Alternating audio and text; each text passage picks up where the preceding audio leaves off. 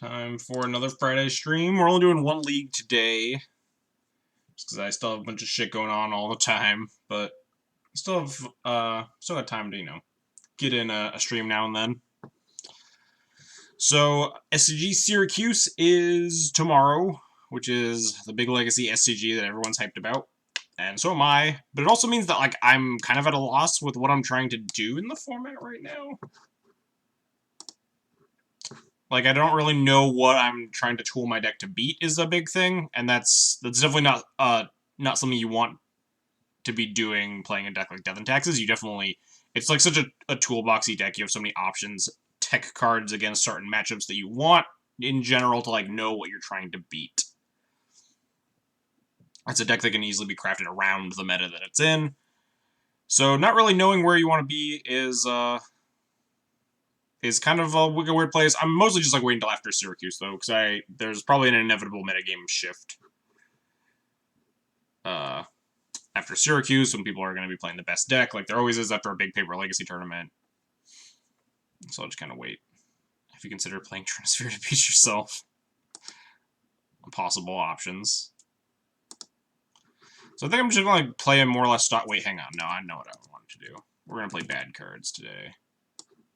I'm playing Mangara. Fuck off, Brightling.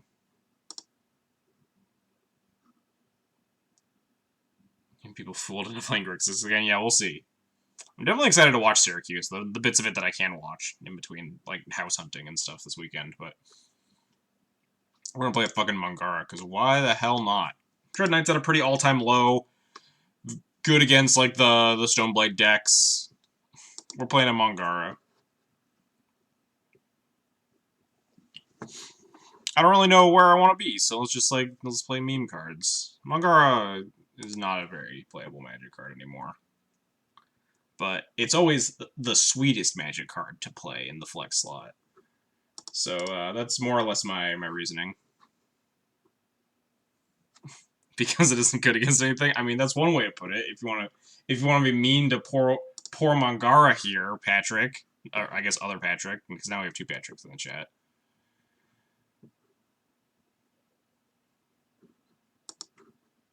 Mangara did nothing wrong.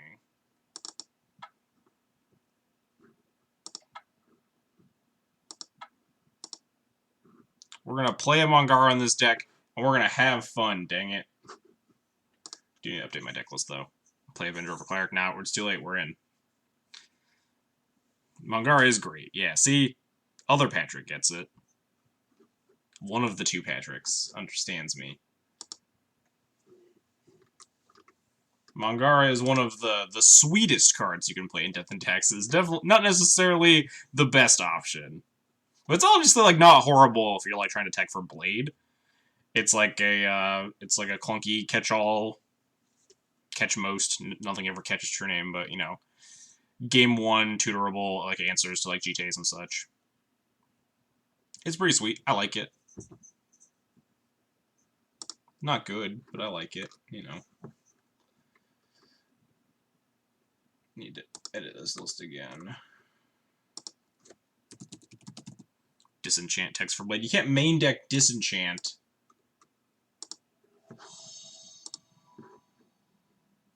I wouldn't hate playing a Disenchant in the sideboard right now, though. Alright. It's a pretty good hand. Got Vile, Mom, Stoneforge removal. Hopefully we're just not against combo. Yes, I mean, I guess, yes, I am legally allowed to register a Disenchant in my main deck, but I really don't want to.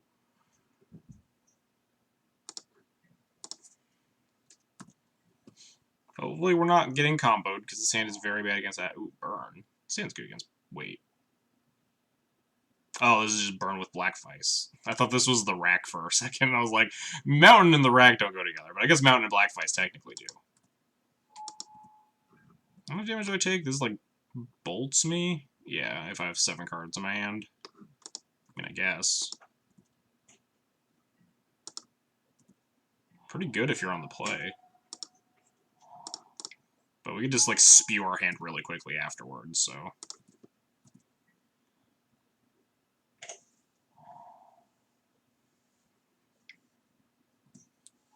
Guide. Sure. Oh, jeez. Opponent going aggro.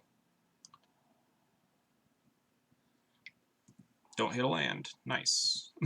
It's actually... Well, that's a combo right there. Goblin Guide Black Vise. Combo City.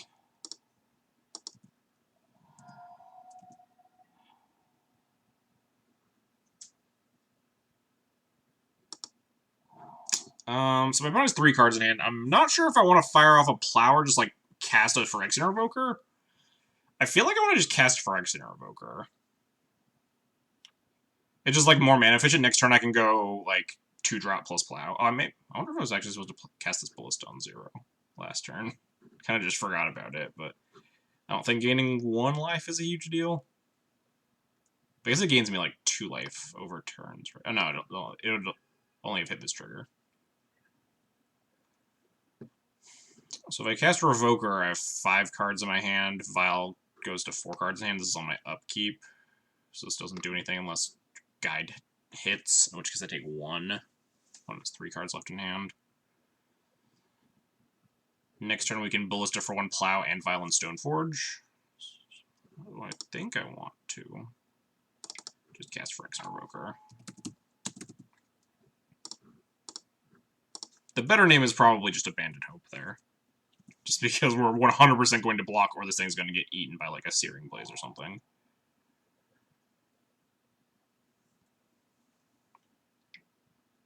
Jeez. Opponent's got a pretty good hand.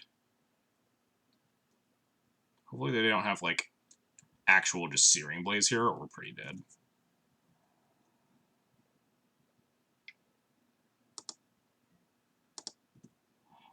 Nice.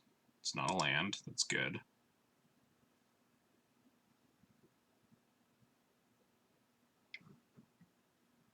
Jeez, main deck Searing Blood? That's so bad for me. I wonder if I have to chump block with this Mother of Runes. So we're going to 9, right? And they're taking 6. So if I chump block with Mother of Runes, we take 4, go to 5, but they have 3 creatures in play, 1 card in hand.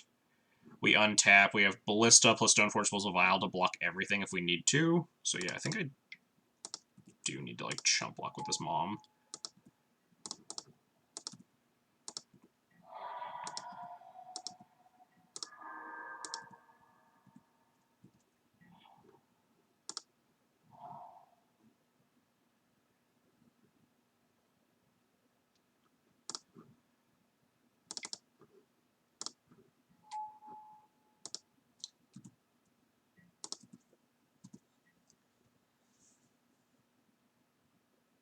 Problem is if I have any spell, I need to like block with the Stoneforge, and that's bad for me.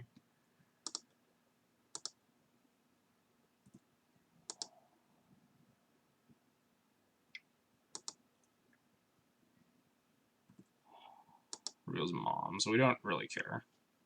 I mean, we're gonna shuffle regardless, but so I'm gonna have like another Searing Blood. That just bolts my face. Sure. I guess I should plow one of these Swift Spears right now, right? Just so they gain less life. Plow, block Ballista, block Stoneforge on Goblin Guide, ping the Goblin Guide. They're left with just a Swift Spear, but we have nothing, but we have Recruiter for, like, Prelate on 1. We're at 2.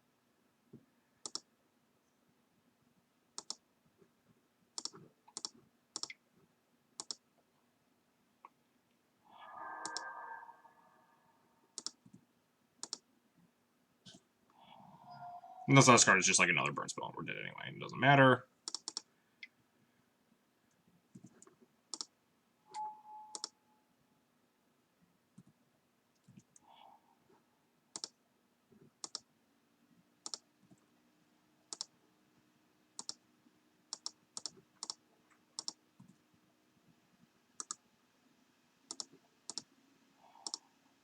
Because I'm supposed to ping that, like, I don't know, I can't ping it after damage. Opponent has 1 card left in hand. Does it just kill me? It does, right? No, they could, like, not trigger the Swift Spear, potentially.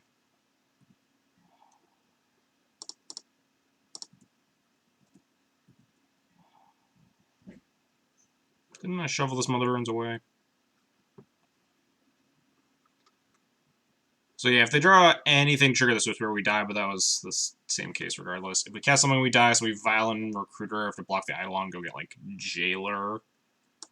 Yeah, we're pretty dead, but we need my opponent to, like, brick for, like, 2 to 3 turns here. If they draw, like, even if they draw Black Vise, we die, because the Swift Spear just gets prowessed. No attacks? Interesting.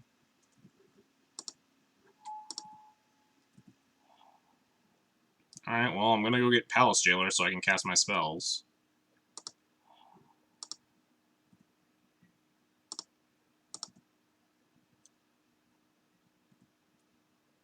If we draw a land here, we can actually...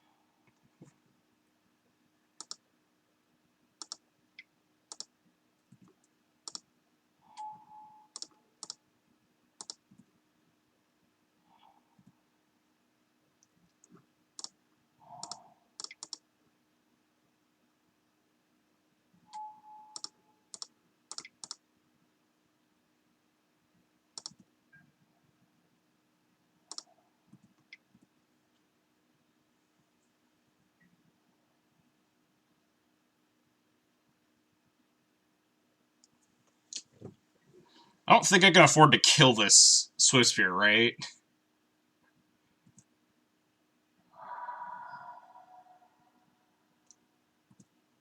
I'm just... I guess I'm only dead to, like, Fire Blast, right? Oh god, this is so scary. The issue is that, like, they could actually just take Monarchy back if they draw, like, just, like, a bolt for this Jailer. And just attack me, I gain life, and then they get Eidolon back, and, like, we're still a problem. I think I do need to kill the Swift Spear and fade a Fire Blast.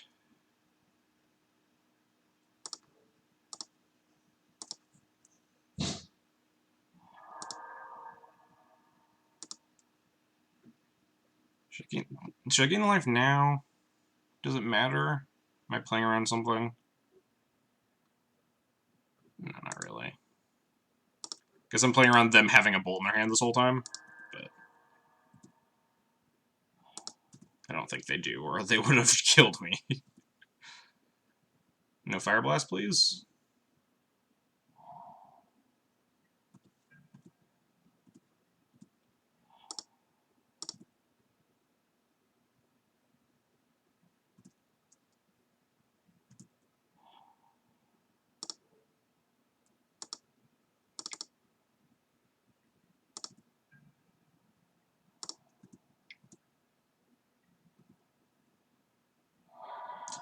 Alright, we should be good now. Whew.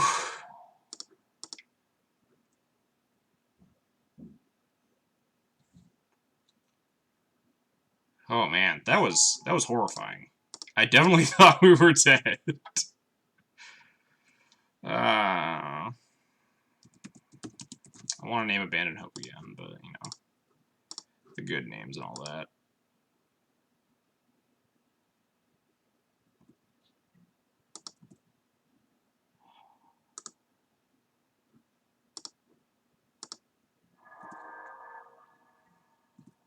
Wow, Burn sucks. Yeah, Burn couldn't actually, like, finish the job on that draw. That draw was insane on the play, too, and we actually managed to live.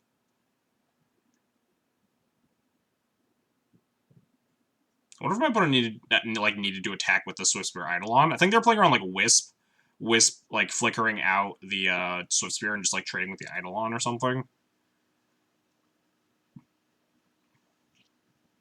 I wonder if that play was just, like, way too safe. Exquisite Firecraft, the Palace Jailer. Sure, you don't get your guy back. Main deck Exquisite Firecraft? What is my opponent's burn deck? Main deck Searing Blood? Main deck Exquisite Firecraft? Main deck Black Vise? I'm so confused. Yeah, you don't get your Eidolon back, bud.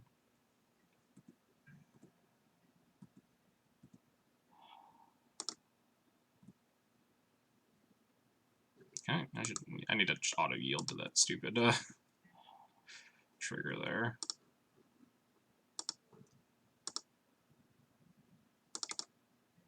I like to think your opponent is busy dying with Black Vise in hand. If they had Black Vise, like, for the past couple of turns, they could have killed me with it. Because they just, like, they needed the Prowess Sugar on that Swift Spear to lethal me that one turn.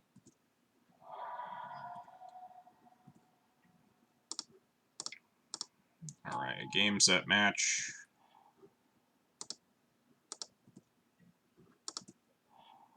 Well, let's just gain some more life for good measure. Whew. Well, it definitely had me sweating there.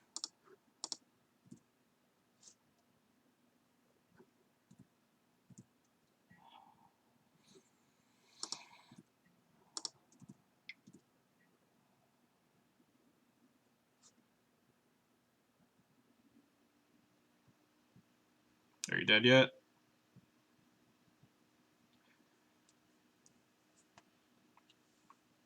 There we go. Alright. So this matchup is a little bit weirder because my opponent has Black Vise and like a lot of weird main deck cards. It does make me boarding in something like Lunar Relic War feel a little bit better. Just has more targets. I usually just board this in because Sulfuric Vortex is really scary and like worst case exiles Eidolons or can like work with the Vial to protect it to save an equipment from Smash to Smithereens. But it's like mostly these 6 cards and then like I think about this Recruiter. Oh wait, hang on, the paths too. About those. Cut the Mongar because it's really slow. I wish it were a Brightling. Cut the Sword, cut the Tomb, and cut the Jailer. This looks fine. Cut a bunch of cards to save my ass this game, Ballista and Jailer. Anyway, I need to finish this sideboard.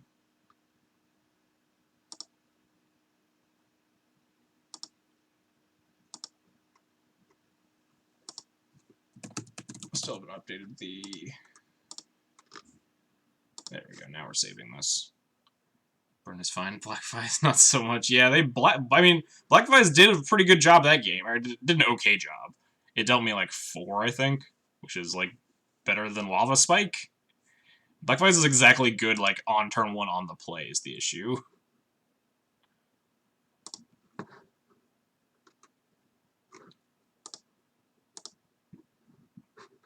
My opponent did have it on turn 1 on the play, followed by creature, followed by creature, Searing Blood my guy, and I still managed to win that somehow.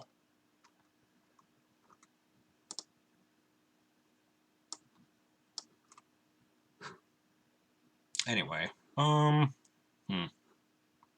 sounds kind of weak. Batterskull obviously doesn't do anything until like turn 1,000,000 unless we find a Stoneforge Mystic. We have like a decent curve with like Land Vial, Mom, Plow. We could like try to draw into something. I don't know if I want to mulligan this hand.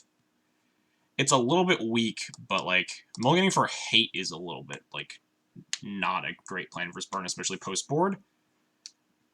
Hands with like Mom and Plow on them are generally pretty strong, and like we have a lot of hits in our deck. We have Recruiters, Stoneforges, Sanctum Prelate, Thalias. Yeah, I agree. I think it's definitely on like the lower end of keeps. I'm, like pretty middling about it. We also might need to like Plow instead of casting Vial turn 1 if they have a Guide or a Swift Spear here. Yeah.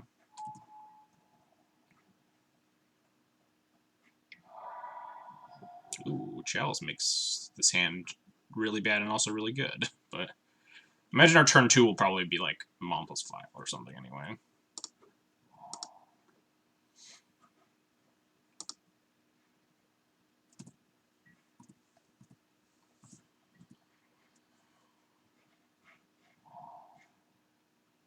Pre-combat idle on me. Oh, dang. Lava Spike.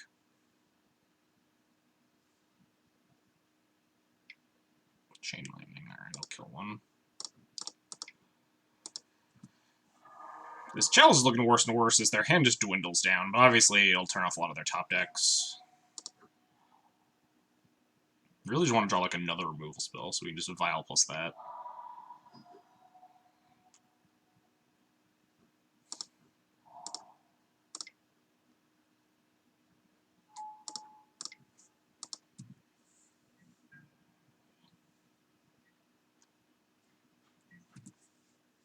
Seems very awkward, especially if you don't find more lands. Hopefully no searing effect. Yeah. That's life. I need a chalice on one at least, but this Swift Spirit is beating me down until I can, like, cast a Flicker Wisp or something.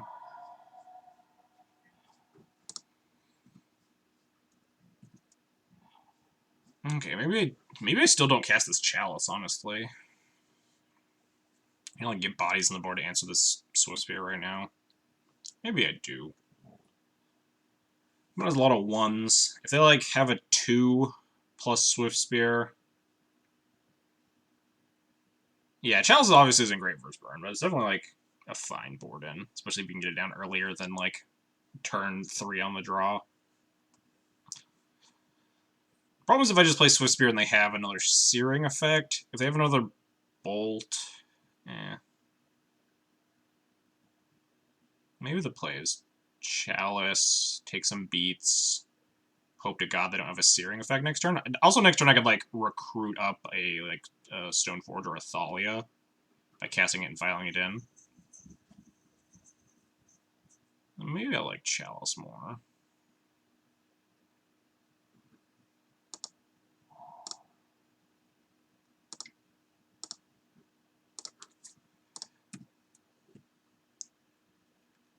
Yeah, it's definitely gotten worse because they get to play stuff like whatever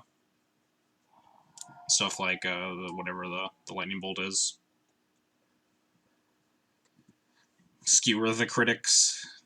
I am happy if they're playing Light Up the Stage, though. I doubt this person is playing Light Up the Stage, but, like, I like Light Up the Stage in general against Death and Taxes. As a Death and Taxes player, I mean. It's, like, very clunky, especially against the Thalia deck. Well, that's pretty good.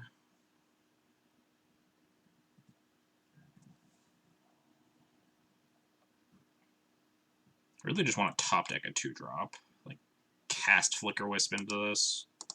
Into, like, vial something in. Probably gonna, like, fire a bolt into this chalice.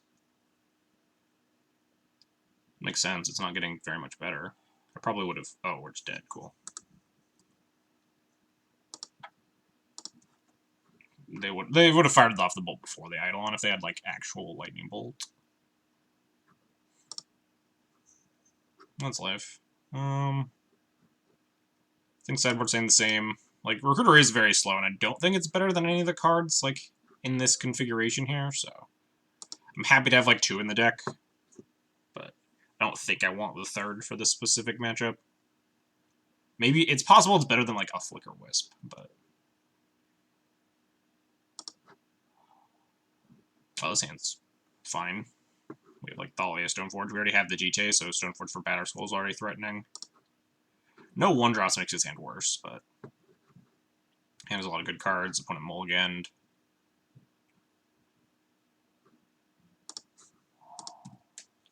Should be okay.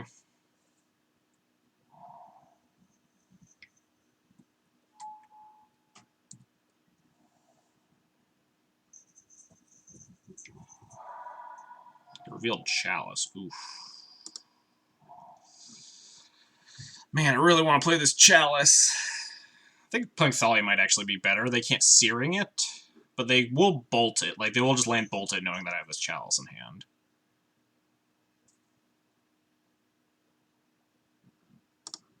I like the Thalia being able to block the guide.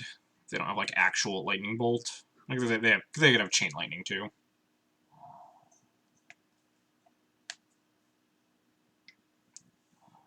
Yeah, just actual Lightning Bolt.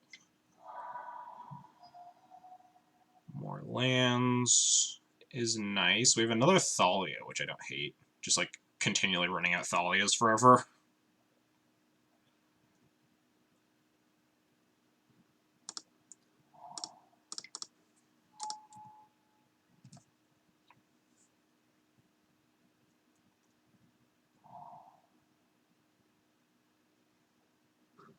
They could have a Searing effect now. That'd be pretty rough. Take a beating, but then we get to, like, Chalice on 1 plus Stoneforge for Batterskull. I mean, we can't Stoneforge plus Chalice if we have the Thalia in play at end of turn, but if we have the Thalia in play when we untap, then, like, that's already great for us.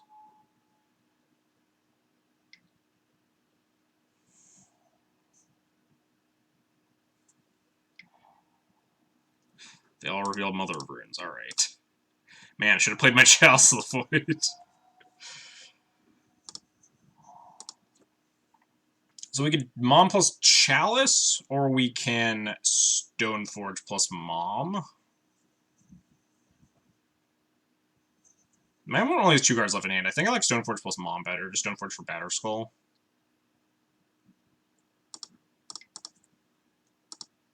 It just gives my opponent so many things they have to answer.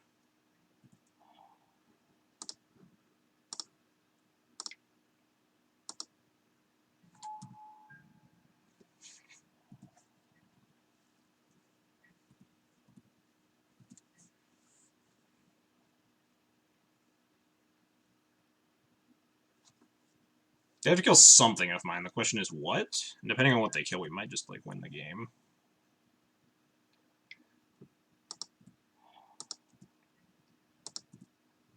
Reveals Plow. Okay. Are we dead? If we block one guy, do we lose? We're at 10. They have 3 cards in hand. Fire Blast costs 1 mana. Because if we just get to untap, we win. Because we just put in GT, equipped to Thalian Bash. Well, I guess they could be holding up Smash if they do nothing.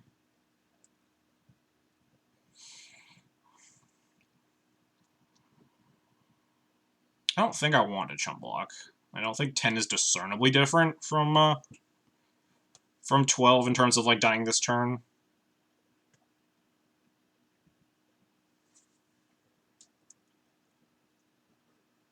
Because I want all these creatures around, I think. I could block, like, the Mom, but I don't love that.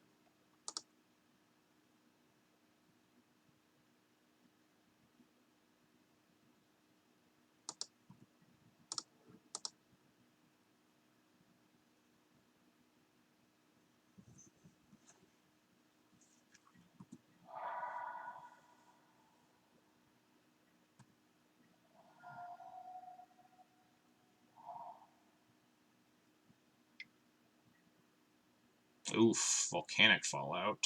That hurts. I only have 1 card left in hand, though, so we just get to jam this Batterskull and hope my opponent doesn't have Smash.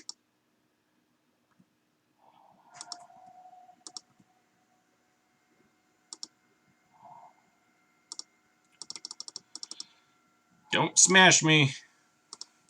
No smash to smithereens, please. Also, no double Fire Blast. Or, like, pop me, but if we get popped, it's whatever. Burn players that leave and pop against Death and Taxes are questionable.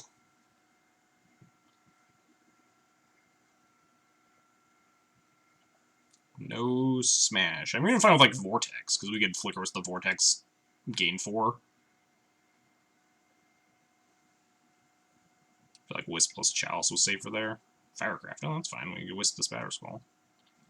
I don't think Wisp plus Chalice is safer there. 8's like a pretty dangerous life total to be at.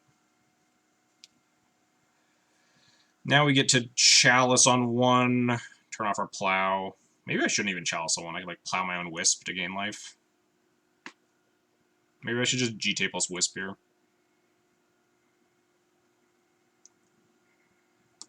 Well, we're definitely Wisping this Batterskull.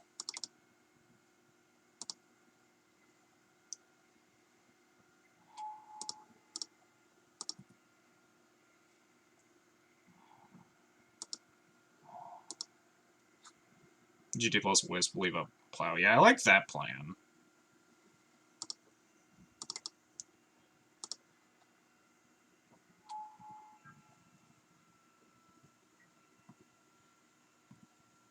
If they, like, smash the Batterskull, we can actually Plow the Germ and gain 4 life. And if they don't smash the Germ, we just, like, win anyway.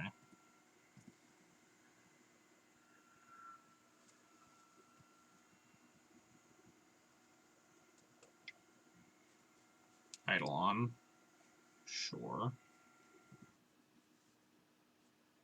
That should be game.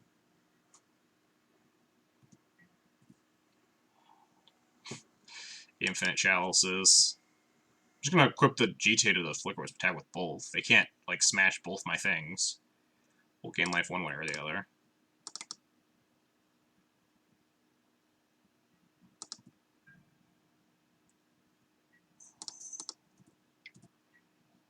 If they have nothing, we just straight up win. Yeah, that's just game. What about just play Chalice on 1 and Chalice on 2 this turn? I mean, I could, but, like, the game's just over. Like, my opponent wasn't winning that, like, the turn that they have 1 card in hand, they can't answer the Batter Skull and the GTA. They're very behind here. I'm really just, like, Chalice on 2 right now. Beats, like, Searings and Smashes. We already have our GTA in play. I mean, I don't think we can, like, lose from this board state, but turns off all their Smashes and stuff. It's probably right to, like, cast Chalice on 2 first if this was what I was going to do.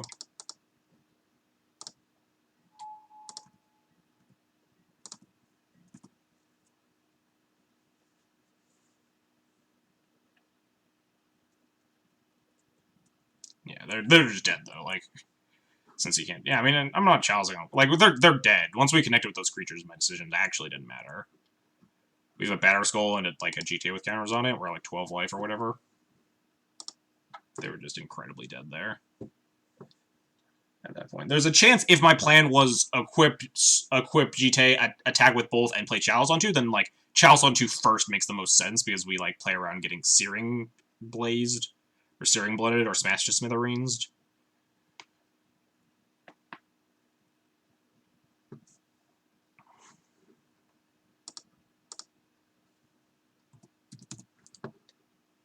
My cardboard live list correct? Has been updated.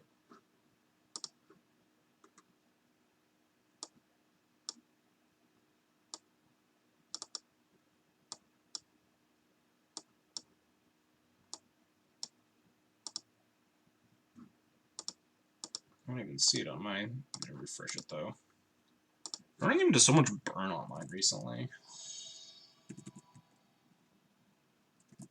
It's a good matchup, so not complaining.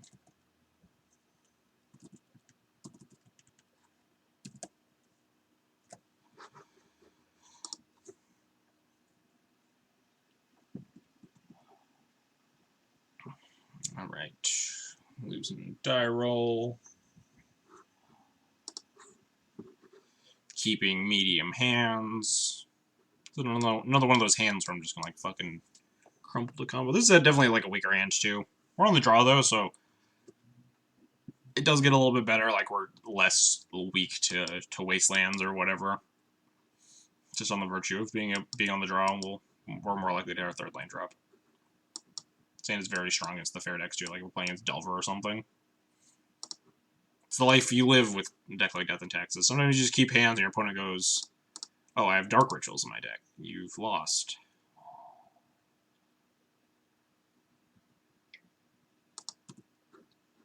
What deck is this? What's the Bayou Thoughtseize deck? Depths?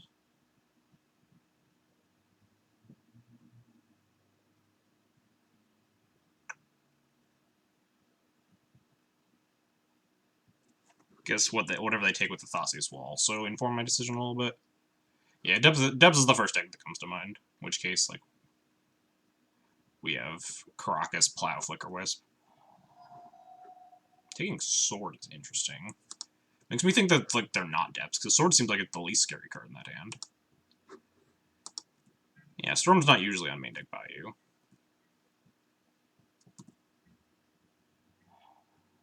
Hey, another runes. I'll take it. If they're on a fair deck, it lets me, like, 2-drop Batter Skull more readily.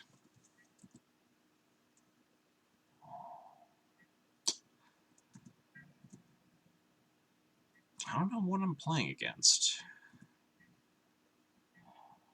Could just jam Thalia instead. Thalia seems like a reasonably safe bet against Bayou Thoughtseize Polluted Delta. Makes me feel like it's like a bug deck. Like, also Stoneforging for Batter Skull with a Mother of Runes in play against a bug deck is also strong. Pile Soul deck, like, kind of. It's like, it's around. Less common than just traditional Grixis control at this point, but... Oh, there we go. My deck list is back. Yeah, it looks like it got updated. Is there a Mongar in here? There is. Alright, cool. Almost certainly, yeah. Almost certainly a bug variant with, like, the Polluted Delta. I think I like running out Thalia if my opponent's just gonna pass on turn 2. Just gum up their plans some more.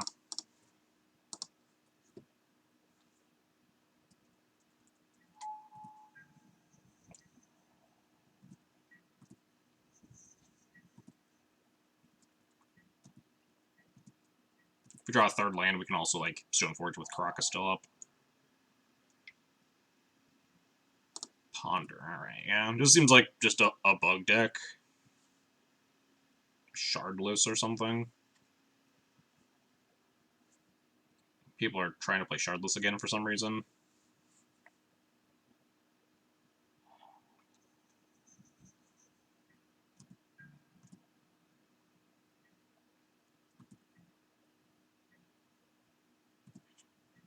Land.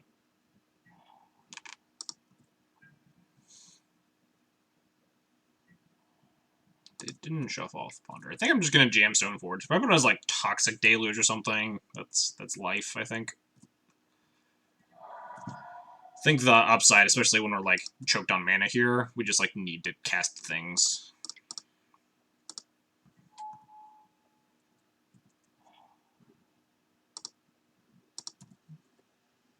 My opponent goes land Deluge, whatever. Because if they don't go land a Deluge, we're like pretty heavy favorites. A lot of basics. Just duress. Okay, I'm back to being confused. I mean, I guess they're gonna duress the Spatter Skull, and they got me, but is it Storm? I guess Storm's the only deck that plays all these cards currently.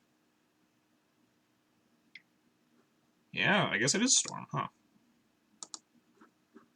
The Bayou threw me for a loop, but wonder if I should, yeah. If I should revoke this Lotus Petal, or just, like, still revoke Diamond.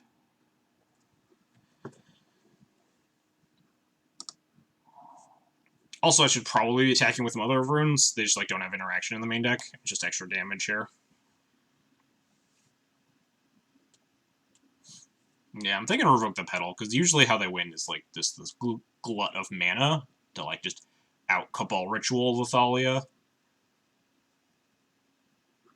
They would have played LED if they had it. Not necessarily. They could be trying... Like, they saw the Revoker with the Duress, so they could be trying to, like, actually just bait the Revoker on the Petal. And they can go, like, land, diamond, something, something, Cabal Ritual, crack diamond, whatever. They're still gonna need it. Yeah, I'm inclined to say diamond here. Is more important than, like, the onboard Petal. Attack for 4, Revoker.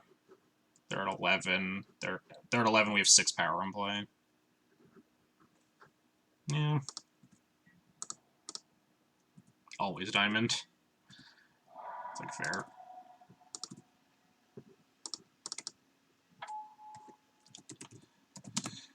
Lines. Diamond. Yeah, Petal's 1 mana, but it's 1 mana we know about, versus like 3 mana that maybe is in their hand. But LED is traditionally more important, especially when you have a Thalia in play, so like the Petals are mana neutral, especially in game 1 where they just can't take the Thalia off the board. If my opponent like plays 2 more Petals this turn, then we maybe like Flicker Whisper or Revoker put it on Lotus Petal.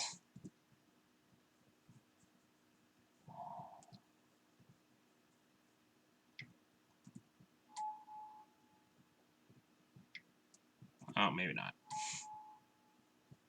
Are they like going off here? It's the only reason to play Diamond out right now, right?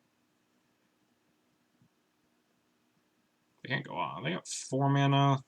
They could hit Threshold, right? No, they're 1 off, because they have 6 cards. Okay, they just concede. Cool. We did it! They're 1 mana off Threshold, so they could, like... Not 1 mana. They're 1 card off of Thresholded Cabal Ritual. But then they couldn't even do anything, right? Because they'd have 1, 2, 3, 4. Cost 3, puts them to 6 mana. They can't even, like, add Naz, because they only have 1 mana floating. Cool beans.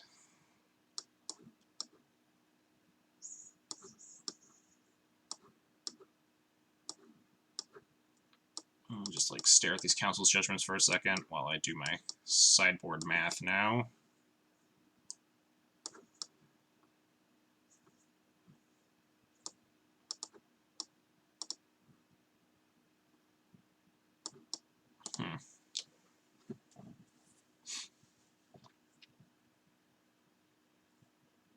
So do I value a Council's Judgment more than a Flicker Wisp? Probably not. I think recently a lot of the Storm decks have just been completely off casting Dread of Knights, which makes Council's Judgment just like a lot worse in general.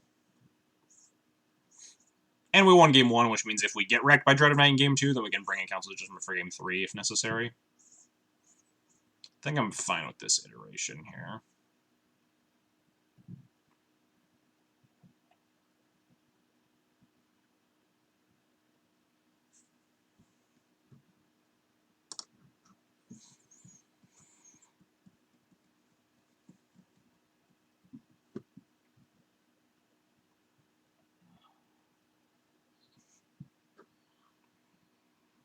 Opponent mulliganed.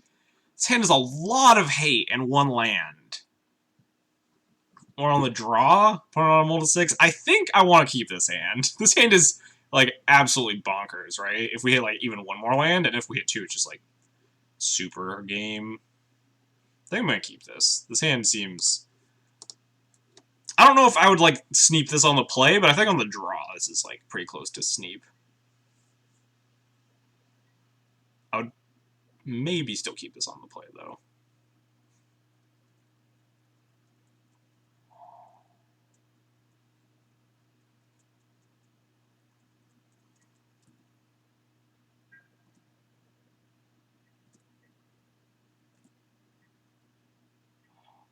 Nice. Never didn't have it.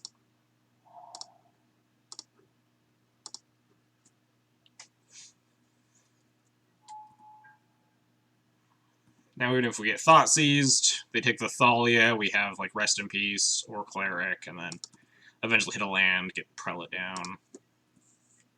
All the while still having this Chalice in play. Lewis CBR, rating with a party of 60. Jeez. Thanks so much. I appreciate it. Welcome, welcome to all Lewis viewers. Playing some Death and Taxes here.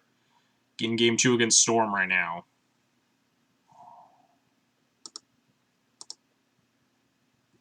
They did not shuffle off their Ponder. Whoa, Chalice and D&T? Yeah, it's sideboard tech. J-Tron. Also, just a follow there. Vane Gretzky, thanks for the follow. Appreciate it.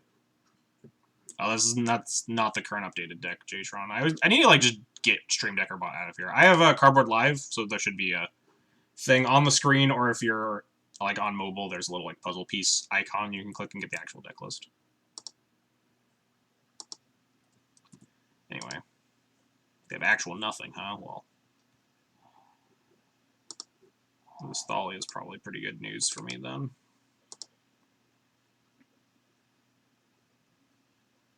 I don't even know how updated my Stream Decker list is. I need to just get rid of that.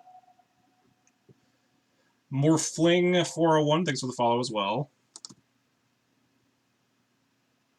We getting dazed? Oh, dang. The old days Storm decks of years gone by. I almost said days gone by, but I didn't want to go for that pun.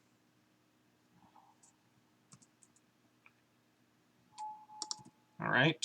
Feeling pretty good with this hand, this board state. Mangara. Yeah. We're playing the Mangara right now, yeah. It's definitely ancient tech, and it's probably suboptimal, but we're just kind of having fun. It's the week, the day before Syracuse, so, like, I'm not trying to, like, metagame towards anything, really. I'm just kind of like, let's just jam some sweet cards. We haven't drawn Mangara yet, though. We've also boarded it out 2 out of 2 times, so...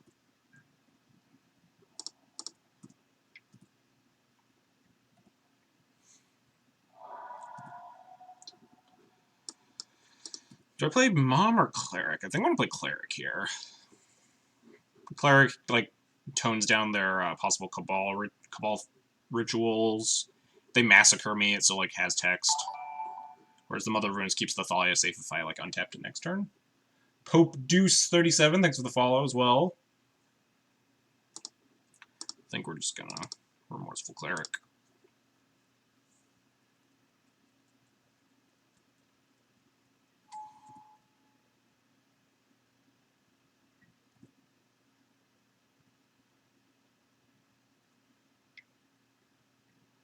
Chain of Vapor. Yeah, sure.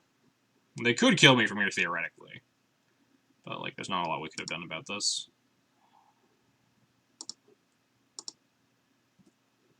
We still have two, like, reasonable hate pieces. We're turning off Petals and LEDs and their graveyard options. And if they, like, don't kill me or Thoughtseize the Thalia, then we just get to replay the Thalia, obviously.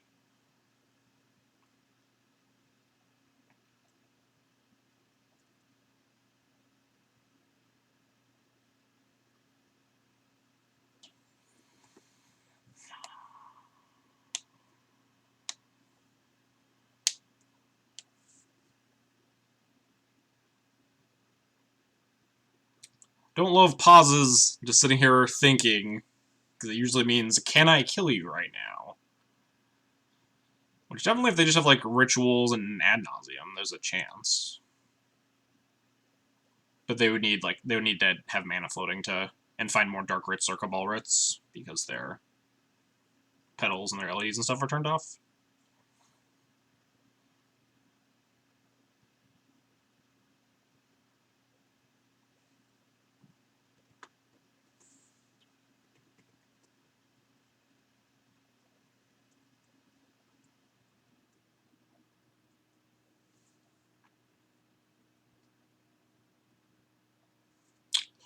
If we draw a third land, it's probably just like Thalia plus, Rituals and Adnaz wouldn't be that good since they can't empty their hand for Infernal. Yeah.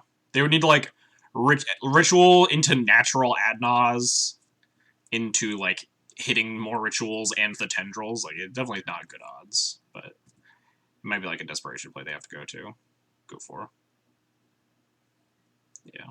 Yeah, removal spell Cleric, and then, like, Ritual, land, Past in Flames, Infernal Tutor somewhere in there. They still need to, like, empty their hand, is the issue, which is why Chalice is really good here.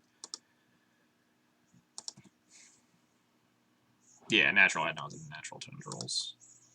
Because we're just replaying with Thalia.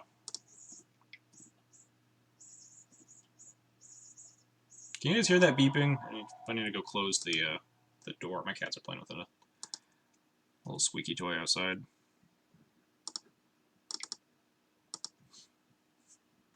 Alright, well, if they couldn't kill me last turn, hopefully they can't kill me. This is just Dark Ritual in response to Thalia? That's interesting. I guess that is a line. So they have 6 cards, so this does not have Threshold. They think they're just casting Adnons here, right? Because this would be 4 plus 1 is 5. Yeah.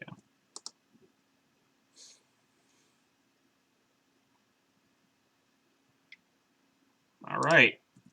Go for it.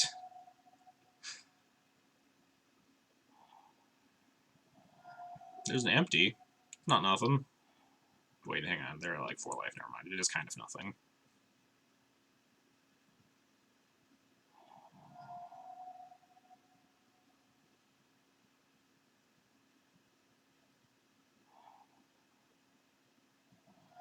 Alright, 2 life means the cleric is lethal. I don't think they can do anything. Like, they can, like, cast a cantrip or something. I don't know the other 4 cards in the hand when they started. 11? No, they have 3 new cards. 3 other cards in their hand currently, plus 1 draw for turn. They can't do anything about this, so... Go ahead. Try to kill me, I guess.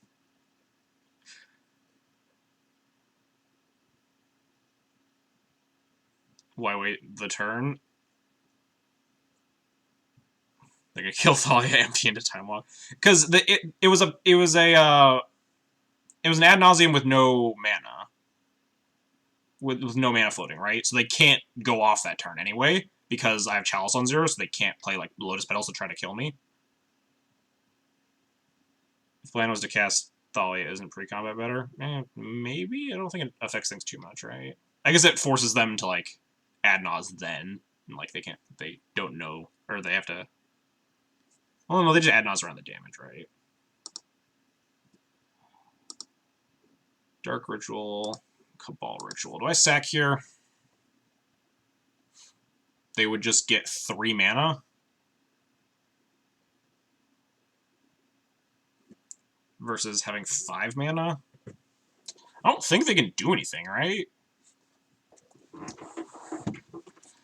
They haven't played land for turn, notably. I don't think I want to sack either. This is yeah. But they would need another, like, ritual if they want to, like, empty me. I think I just let this happen, though. Sack. So I don't know. I'm missing 4 cards in their hand. Yeah, 3 cards pre-ad nause, and they drew 1 for turn. They'll have 3 black plus, like, 1 land. If any of the 4 cards are a ritual... If any of the 4 cards are specifically Dark Ritual, which they only have 2 left, then they can empty me for, like, 1, 2, 3, like, 8 goblins. I think it's rolling the dice, so you can't lose if you cut... I think it's rolling the dice, and you can't lose if you cut off their mana right now. Let a storm empty for 1 billion without you having lethal fire. Well, I mean, they have to empty for, like, an actual lethal, because next turn we can just play Mom, and then the turn after that we just Mom pro-red the Thalia and kill them. I don't think you can lose as long as this cleric is in play. They are down their only ad nauseum, right? So if this is just, like, a tendrils, like, to live a turn, maybe? Because this would put them to 5 mana.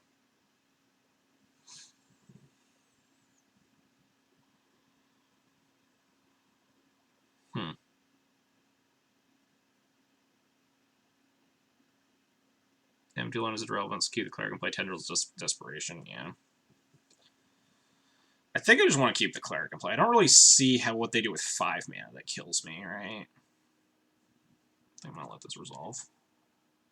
Maybe it's wrong. It's an interesting question. I should have screenshotted that.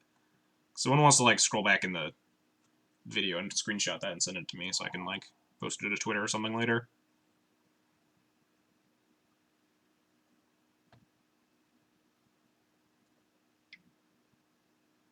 Preordained for floating. Sure. Preordained to massacre and then just kill me. They can't empty this turn anymore. They played their land. Yeah, they're just dead. Cool. We did it. I'm not sure how much my decision mattered, but I'm interested in, like, the ways I actually lose from that board state. To see if, like, one choice was better than the other. Definitely an interesting thought. I think both ways probably, like, killed them, though.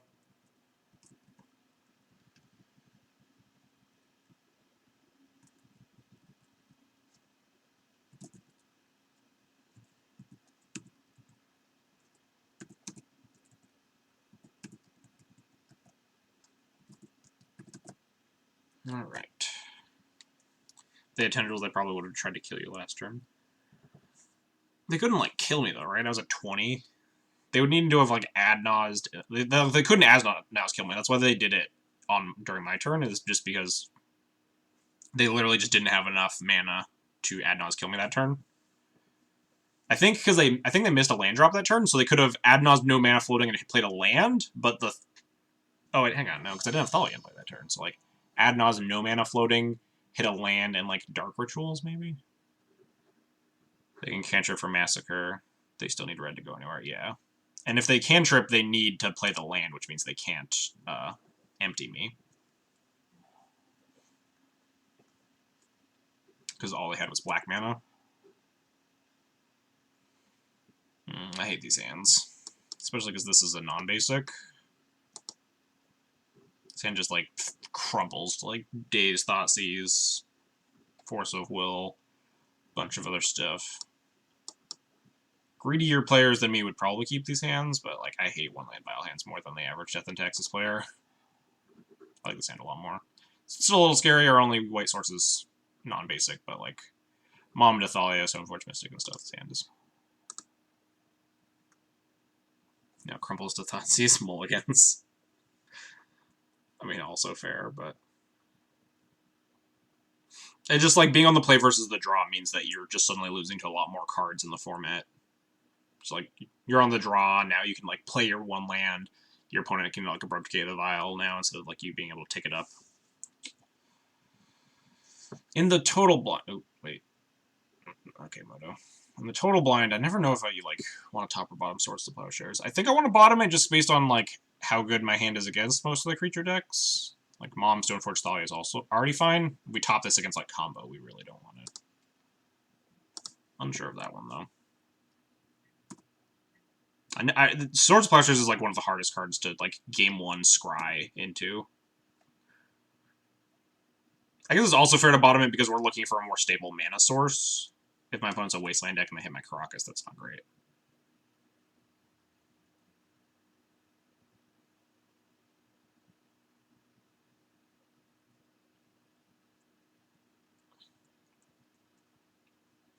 I don't think a lot of people like leave up Spell Pierce on turn 1 in the blind, and they're like if they're like pondering and stuff. I mean, they would. They would Spell Pierce the Aether Vial, obviously, because it has not a lot of targets.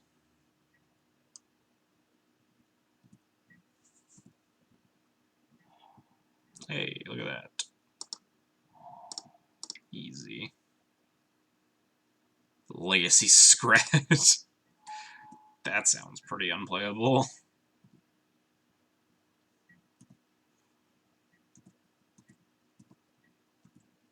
We got the second best start for Death and Taxes. Ooh. So we're playing against Shadow. Rip that Swords to Plowshares. Goodbye, Mom.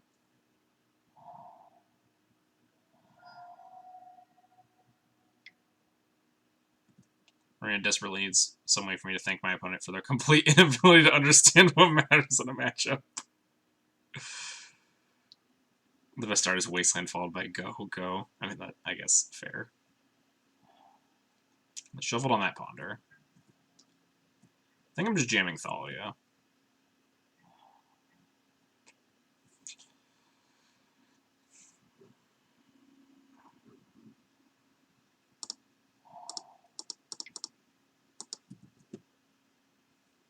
They like daze this.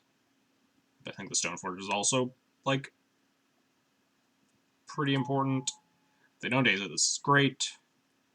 If they miss a land drop too, we have like Port Wasteland.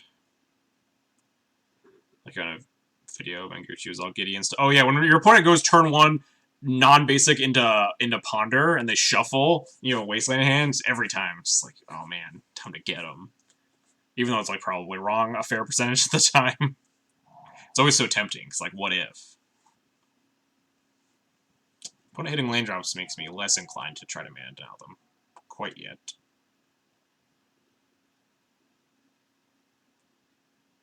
Could have ported then put Thalia in through Daze Removal. I don't think I wanted to port there when I have no indication my opponent's missing land drops, and it's like Death Shadow, so like they can operate pretty easily off of 1 mana. Ugh. Guess I'm porting next turn. Just gonna Wasteland port. I probably need to play this Vial, actually, instead of porting, don't I?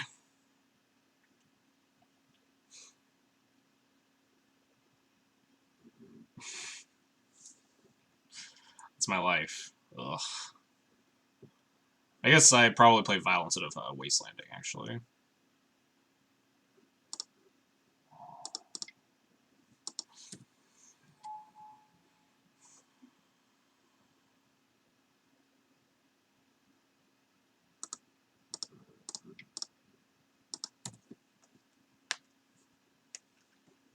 We also never got to shuffle with the Stoneforge. Seems like they have enough mana that they didn't want to do that, but sure. I did consider like casting Instance in response, like in the Wasteland vs. Port discussion there, and I felt like the only instant that they would cast there is a Brainstorm, and I don't think they should be casting Brainstorm there, just based on the amount of mana they have access to. So I think I'm okay with that outcome. Yeah, they're just like hitting so many land drops.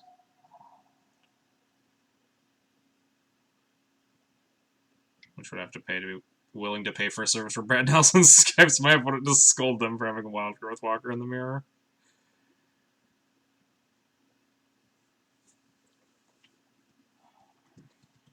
Shuffle on the Ponder, that's good. Don't play a threat. This looks like a threat. That's a very threatening threat.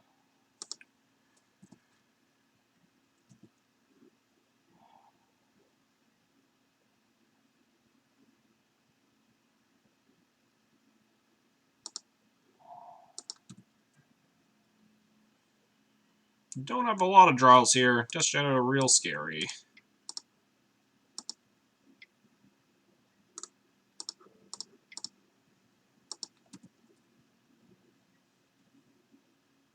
Got 3 plows.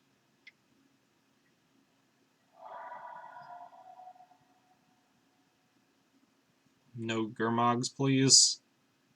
Trip Jailer, yeah, Jailer would be a good one. Even like Stoneforge would be decent. Stoneforge into Batterskull. Just infinite chum blockers. Ooh, Recruiter, huh? One has 3 cards in hand. I probably just need to like run out this Recruiter for Jailer, don't I? And like hope my opponent can't Thought Seize my Jailer or something. Thought Seize Jailer, Dismember Recruiter, just lethal me.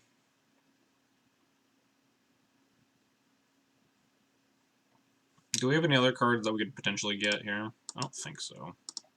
In terms of 2s, just Thalia, Stoneforge. We could get Stoneforge, but that's probably not great. I think the Jailer's more likely to be good. Oh man, this Mangara though. What's the board state? We got Caracas. This Vial's on 3. This Mangara would be so good. No, we just get like Wisp, block, Wisp the Recruiter, then get Mangara. Mom's not unreasonable. But has 3 cards in hand and did nothing with any of them, which makes you think they're either lands or removal spells. Not a lot else going on in the Death Shadow deck. So I think Jailer... I also like Force of Will's counters, right? They could just like force this Recruiter, and that's bad for me. But I can't play around that, because if I wait till next turn, live, and then Vial in my Recruiter, they're still going to like force the card to cast. What's up, Static? What's up, Kogan, as well?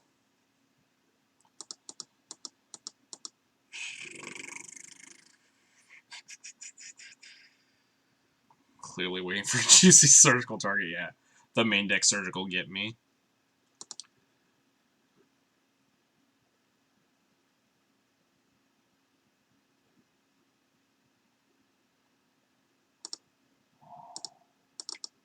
I think I'm supposed to just cast this. I'm probably just gonna like Force Pitch blue card. If I try to play around like exactly Force by just not casting anything this turn, then I die to removal, right? Alright, well it resolved, so that's good.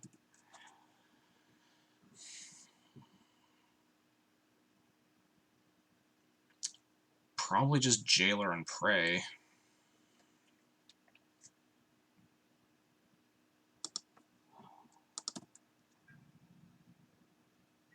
They have like a second threat. This is bad for me, but I think they would have deployed a second threat by now.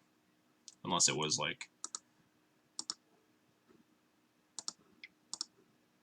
a second Death Shadow and they're playing around like Source of Plowshares. Just snap off this block though. Maybe I don't. Guess let's figure out what happens here.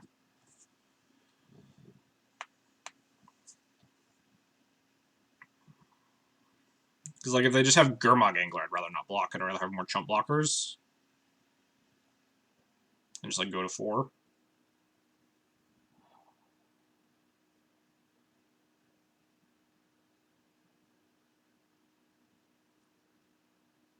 They shove it on the Ponder.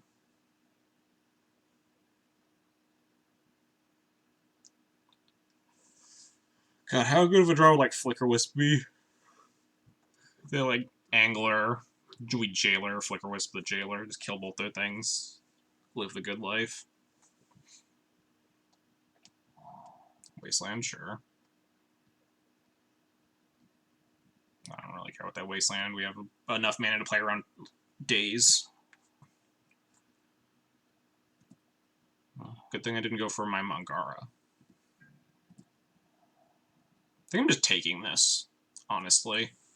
They have 3 cards in hand. I don't think there's a sizable difference between, like, I mean, 4 and 12, obviously, very sizable difference, but I think if they play another creature here, I'd rather have a Recruiter in play. Right? And 4 isn't like, they could, like, play Delver and possibly flip it and lethal me, because we're at 4, not 3. So I think I just take this.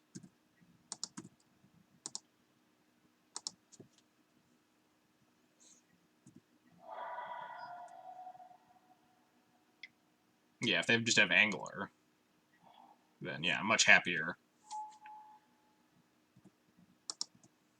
The last card is Force of Will plus. If the last cards are Force of Will plus blue card, that's life.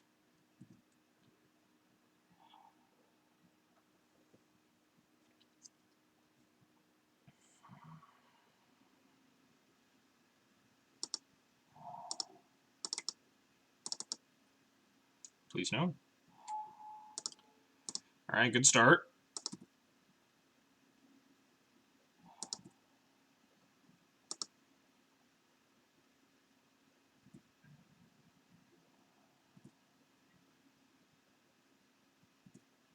I wonder if I wasteland this Watery Grave. Let's draw a card first. Not a great card. Wastelanding them actually like turns on a Fatal Push on one of my guys, so I'm like questioning if I want to actually activate this Wasteland. I don't think I do.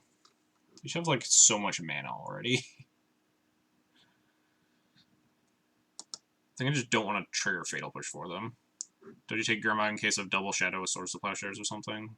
Maybe, because it's like lethal anyway. Angler is easier to deal with just like creatures blocking it. Like if I draw a Batter Skull or something, just like being the less sizable threat is something as well. I think we're just not gonna Wasteland.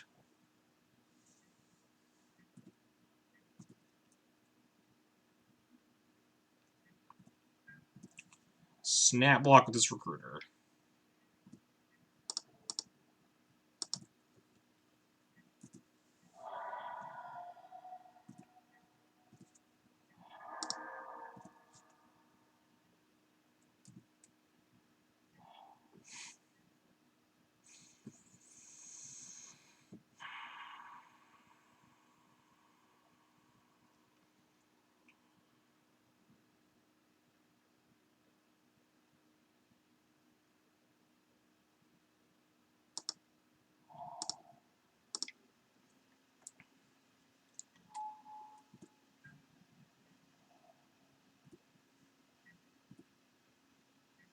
Alright.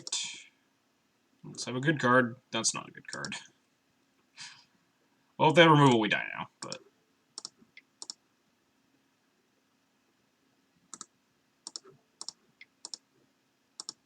I guess I'm supposed to, like, bluff Swords of Plowshares there. Stop leaving up this Wasteland. Uh-oh.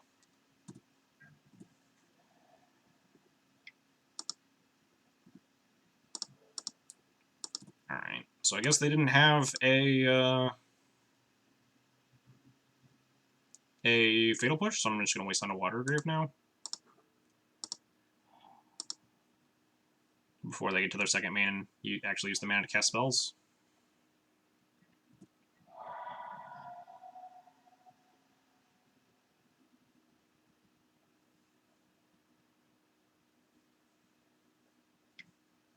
Death Shadow, yeah. If we draw a Plow here, then Stag's going to be right.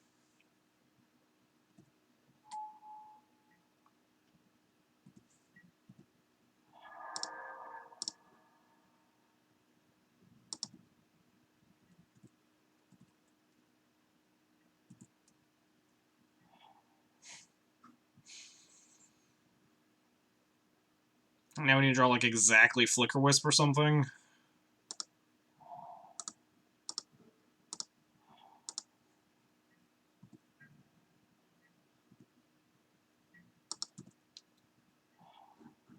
Wow, no justice at all.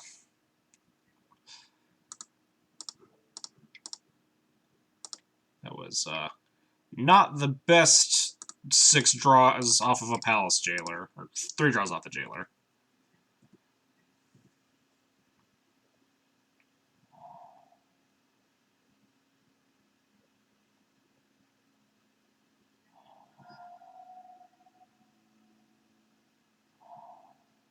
Basic Swamp's a good thing to know about.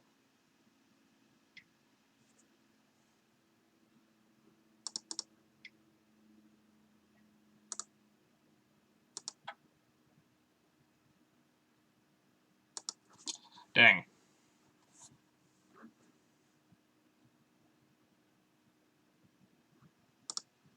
Losing game 1 against Shadows is a beating. Game 1's usually the easiest one, and it becomes a little bit more of a struggle to win the post-board games. So I'm still messing around with, like, boarding and Chalice on the play against Death Shadows, so maybe we'll try it here. Let me figure out what my bad cards are.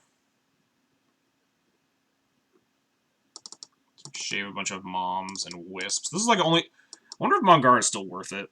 It's, like, so bad against Dread of Night, but, like, being slow and clunky removal might be more worth it than, like, a Mom or a Thalia or a Wisp or something.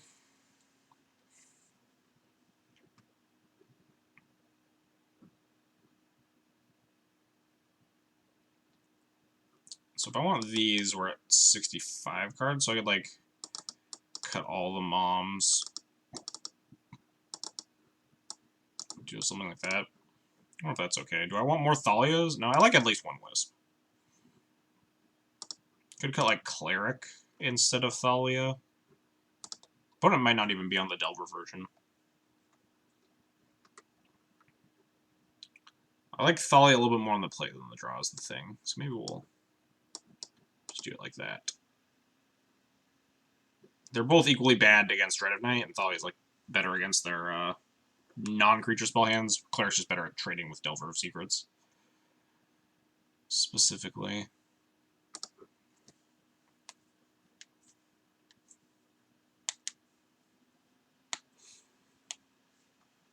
The classic board in Chalice when I have 10 1-drops in post board is a play. Sans gas. I'm in.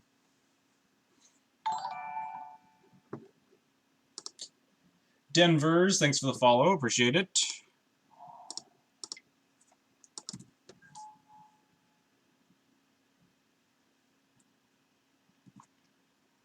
Vile resolving is a good sign.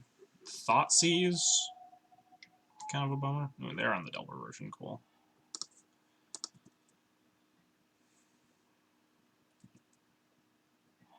I guess I'm supposed to just plow plus Wasteland here, but I honestly like hate plowing Delver of Secrets in this matchup. Delver just like their least scary threat. It's just like if I burn this plow on like a Delver of Secrets and then we get Death Shadowed or Grimmocked down the line, then it just feels gross. But it is the most efficient thing to do, besides just like Jam Thalia. But I really like the possibility of just like Wasteland, plow, untap, have like Thalia on the Vile.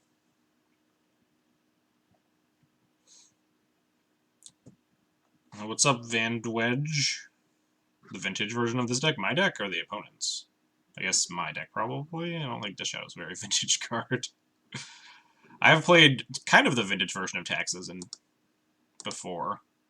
It's like the really bad, powerless version, though. I think I'll try the Wasteland line. Oh, the White Eldrazi deck with power. Hey, I played Shadow Vintage. It might be the only one.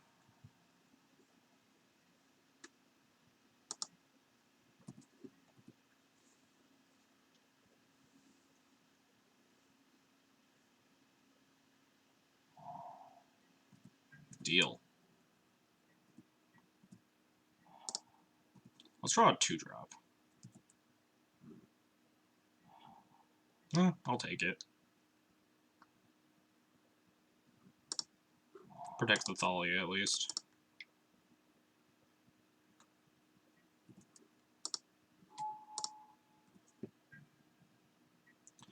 Now we have to, like, have 2 recruiters in hand. Which is pretty good. We can recruit for, like, Jailer and stuff. Recruit Monkara with this Crocus, exile their Swamp. Ooh, that's tempting. Oh, man.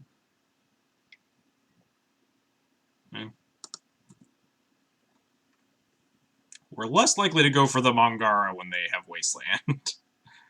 What's that painting on the wall behind me? This one?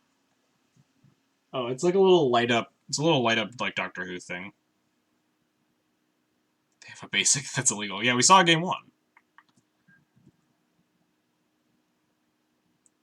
There's a switch on it that makes it light up.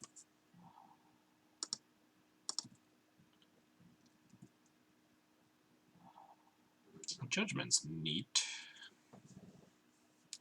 Could, like, recruit a 2-drop here if I wanted, but I don't think I want any 2-drops. I think I just want to, like, recruit, like, a Wisp or a Jailer or something. So I think I'm just going attack, land, go. I guess I could, like, recruiter for Wisp, tap out Wisp the recruiter, get Jailer or something, but I think I like the ability to instant speed it more. And also that plays really poorly into Tread of Night. They thought sees me again, it's awkward.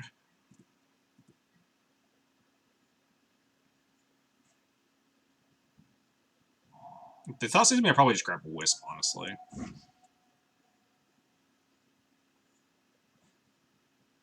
Because then they have to choose between taking the Judgment or the Wisp. But it doesn't give them access to, like, the Jailer or something to hit. Alright.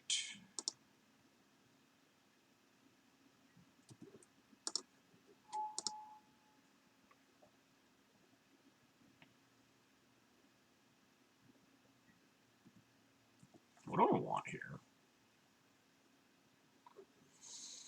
Man, rip that Crocus. Like, if I grab a Wisp, I feel like they're just holding up a removal here or something. It's like Wisp feels like not a great line. I think grabbing Jailer is safe. The question is, do I put it into play? I think I just, like, leave it in my hand. Not even try to take this Vial up. I probably do.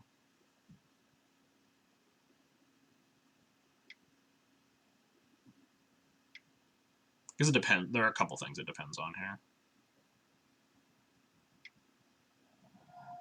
Dismember.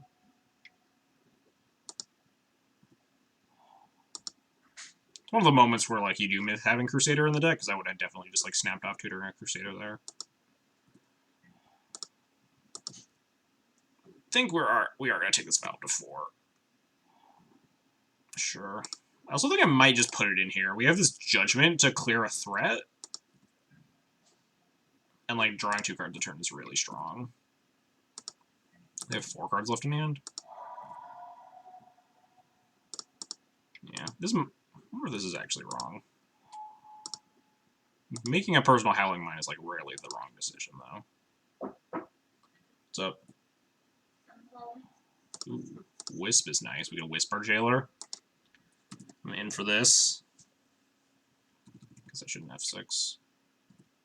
Drawing cards can't be wrong. Exactly! When is putting something in play that says draw a card every turn the incorrect line? It was a really fast brainstorm. Inquisition. Well, we got 2 good cards. If they have, like, threat plus daze here, that could be bad. Have you ever tried Mystic Crusader instead of Mirren? Pro Black Red. Pro Green has been relevant. I think before Mystic Crusader, I would just play Paladin Invec. Mystic Crusader is really bad against Dread of Night, right?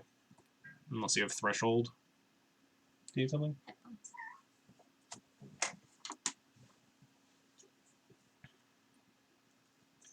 I have registered a Fiendslayer Paladin at some point in my life. Hello, cat.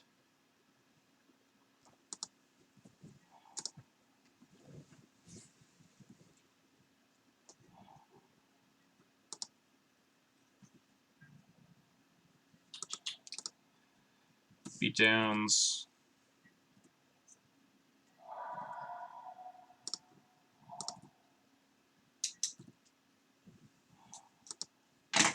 Alright, not... Would like to have drawn the Chalice for turn. But, like, I'll take it, because if they don't play a threat, Chalice on 1 is really strong. Okay, they're just dead. Cool, we did it. Probably just boarding out these Chalices, though. They're just a lot clunkier on the draw. With Lightcaster a bunch of times, yeah. Lightcaster's been a card that has been talked about in the past. Triple white is just, like, very aggressively costed, though. Alright, so on the draw... I actually like Thalia a lot less. Like, maybe bring back in some number of Moms and Wisps. How do you feel about that?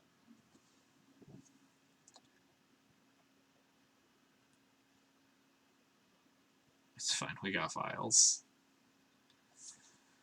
I mean, it's, like, maybe theoretically easier to cast than Council's Judgment actually is, just based on, like, factoring file into the equation.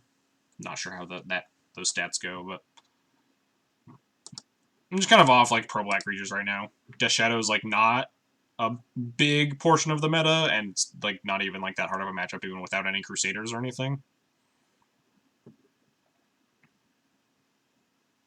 feel like one Thalia has to be wrong, though. I feel like I'd rather just be playing 4 Moms or something. The Miser's Thalia when I have access to, like, a Wisp or a Mom or a Cleric. Oh, they do have Delvers, actually. Let's put the Cleric back in. We saw the Delver. Just go with that.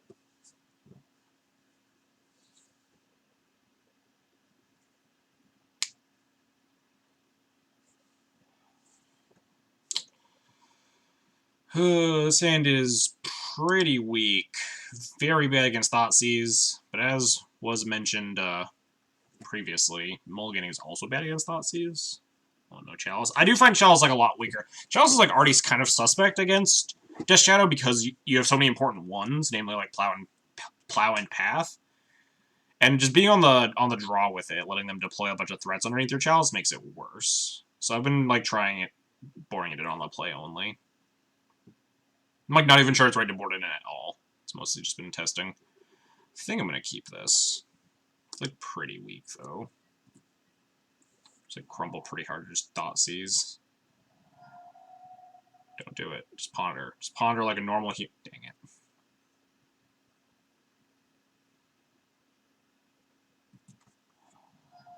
Takes the vial. It's like a Daze heavy hand, I guess. One of them was just like wasteland this Watergrave and pray. Maybe.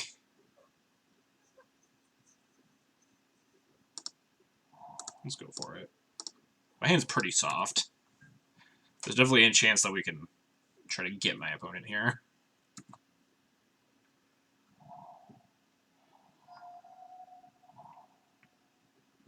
They can't deploy a threat here anyway without like a straight Wraith. Jiggin432, thanks for the follow. Appreciate it. Alright. This hand is weirdly panning out. They might not kill my Stoneforge if I don't tutor up Batterskull. Sometimes you can get them by just like having the Batterskull in hand. Oh, well, I guess they'll find out. Imagine that takes probably Stoneforge here. Yep.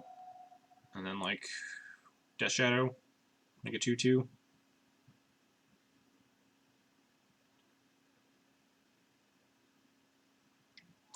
Delver, huh? Well, that's less scary. Just gonna revoke Liliana Last Hope here.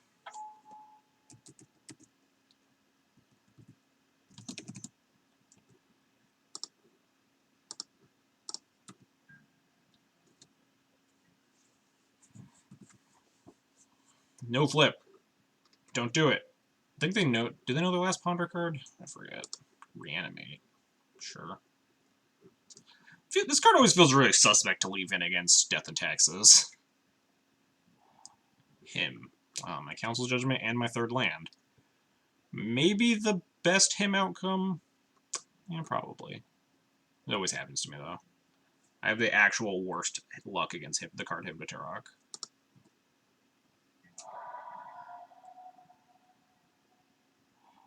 We get land 3 at least. They have 3 cards in hand. Am I supposed to be attacking with this Revoker? Also, what am I recruiting? 10 minutes left on the clock. Probably just recruit Wisp, honestly. Assuming this resolves, I think just like Wisp. Wisp my recruiter, block the Delver and stuff. I think I probably also want to be attacking. Just jam this, see what happens. Please resolve. Alright, good. Good first step. Grab Flicker Wisp. Bash.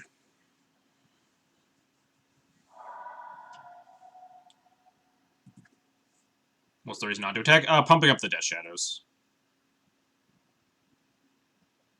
If my opponent doesn't really have a way to manage their own life total, then we're just like making their Death Shadows bigger for them.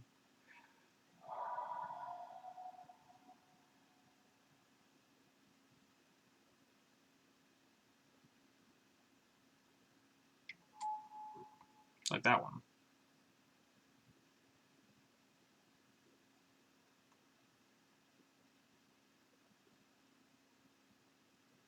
Think about reanimating a Stoneforge Mystic, just like take 2. Oh Jesus! Plow 1 time, please. Not plow 1 time, please. I have the worst luck against him. I do. Like him is just like double Thoughtseize against me all the time. It's like oh, never. Just always hits the best cards. Would love to have like a Council's Judgment at any point during this game. My hand is really bad. We're probably losing.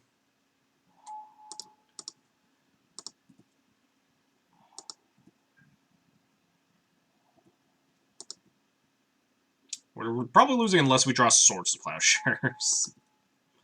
Too bad we can't recruit Swords to Plowshares. Mangara is way too slow. Mother of Runes is not the worst. It's worse because they have 2 Death Shadows. Maybe the plays just keep getting Flicker Wisps.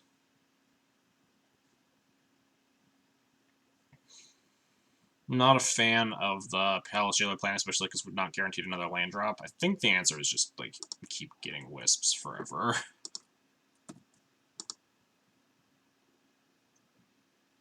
Hope to God my opponent's entire hand is somehow all bad.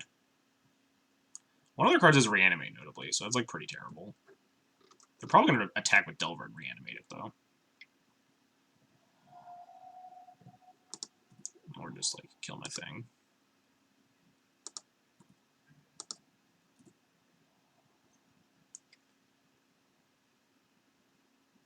Alright, so we have an Ancient Tomb in this deck. So if we draw Ancient Tomb, I think we get to lethal them. Do I play that out? Do we have other outs? We could double chump block here, take 3, go to 11, hope to draw one of the 4 Swords to Plowshares in my deck. They can also reanimate this Flicker Wisp, notably. That's scary.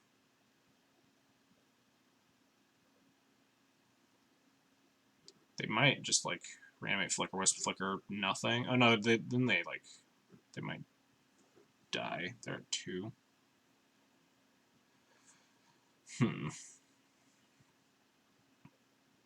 So 1 Ancient Tomb wins us the game. I think the odds are better. We go to 11, we block, draw Plow. Plow the Death Shadow. If they reanimate my Wisp, we have another Wisp to, like, Wisp it, and then we're fine. So I think the odds of just, like, double block, hope to find Swords of Plowshares is the plan. I think we're just, like, pretty dead otherwise. Draw Ancient Tomb, we'll feel like a fool. That's probably still the correct play.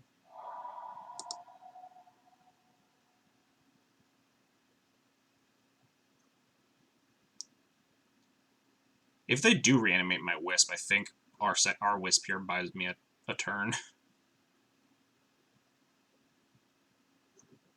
Reanimate my Recruiter, go get a Delver.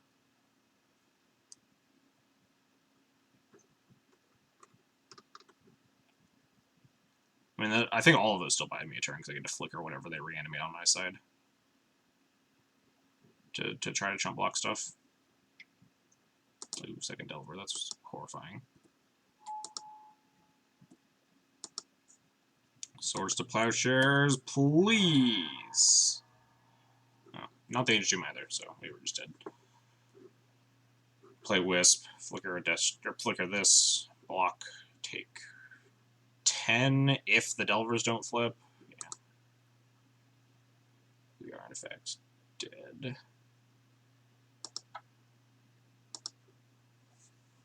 GG's opponent.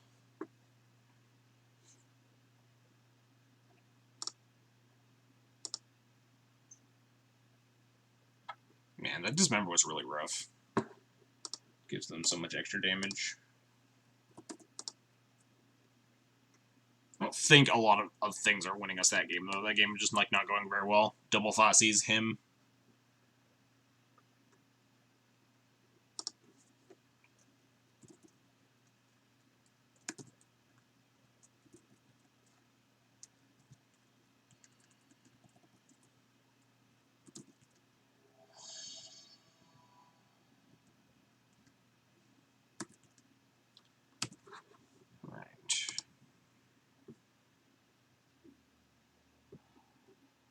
Oh, this is the guy that plays, like, Depths all the time, right? Since he top, like, places in a lot of the, Legacy challenges, if I recall correctly.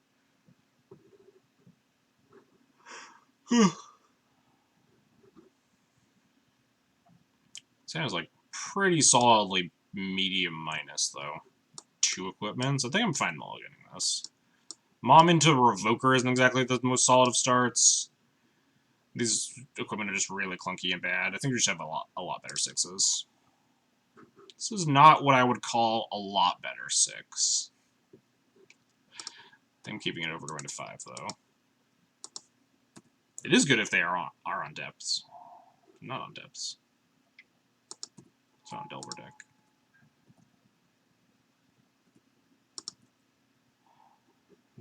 Well, probably the worst draw in the deck. Hitting any land there is bad, but look, the Crocus is just extra rubbins.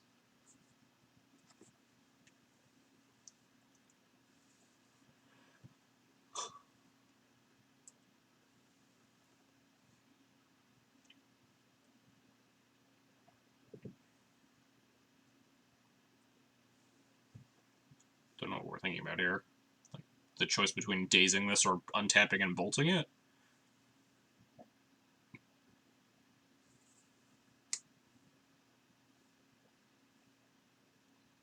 I guess maybe forces a decision. Brainstorm. That's an aggressive Brainstorm. Usually don't see this line a lot. Just like flipping the Delver very aggressively isn't generally how you get there.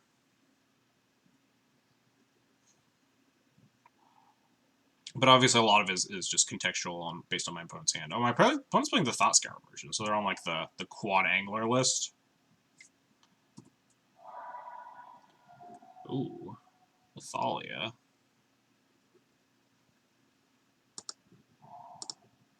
Well, I'm gonna keep playing Daze Bait because we want to be able to resolve this Wisp anyway. They might just Thought Scour in response to Athalia here. Yeah. They might also still counter it after. Nope. That's pretty good for me. As long as this Wisp also doesn't get countered, then we're in an okay spot.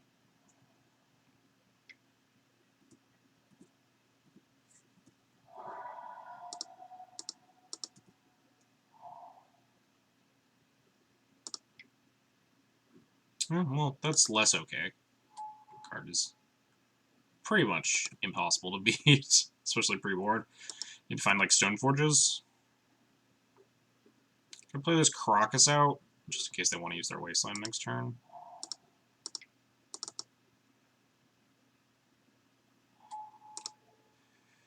It's either the Insect Deliberation or the Crocus. It's probably the Crocus. Also, my decision probably doesn't matter there, but...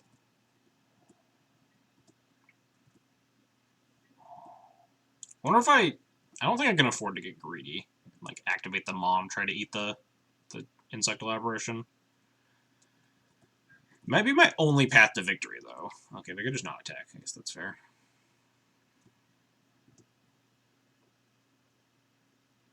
So we need to find equipment. It's the only way to, like, erase a true name pre-board. Yeah, sure.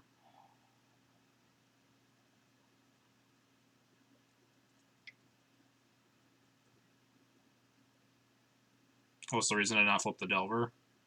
Holding up the Caracas incentivizes them to, like, use this Wasteland rather than wastelanding one of my other things. And, like, the Delver either doesn't attack or, like, if it doesn't flip, I guess. If it doesn't flip and they have a removal spell for the Wisp, then I don't know. I don't think that, like, that was happening that turn anyway. It also protects the Thalia for whatever that's worth. Alright, Sword. Actively turned off by my Thalia.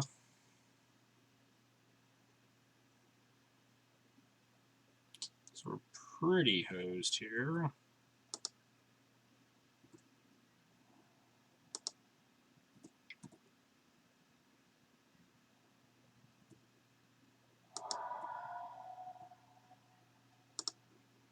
I guess I was supposed to play Port there, because, like, porting them is actually relevant, rather than leaving up the Kragus. I don't really care about this Thalia. Could, like, pick up my own Thalia to play around Days, but it's probably not worth it. Don't flip!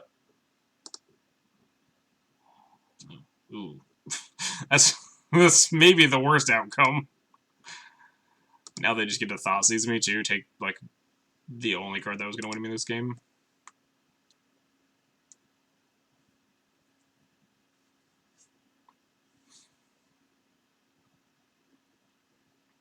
Yeah, I really wish I had actually played Port there.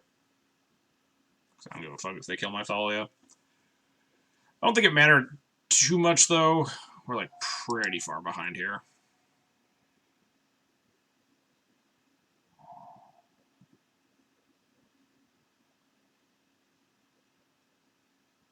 Oh, they shuffled it away? Interesting. I guess they don't know I have Sword. They might also just be able to beat Sword.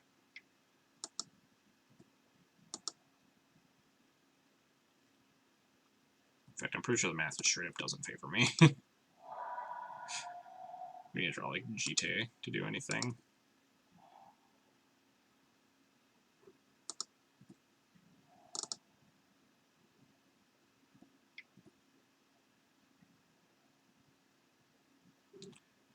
Watching Sherman Kieran go, I realized I missed the opportunity to make Captain Cisco my MTGO name. I don't understand the reference at all. It's totally over my head, Patrick.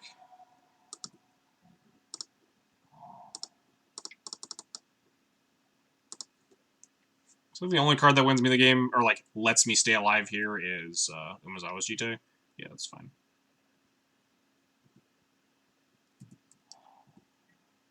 I don't even know if GT does it, honestly.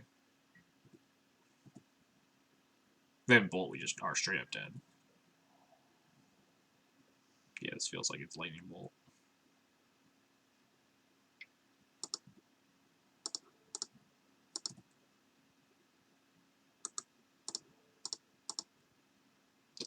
We'll go through the motions, you never know. Opponent could just, like, not be lethaling me, we top deck GT.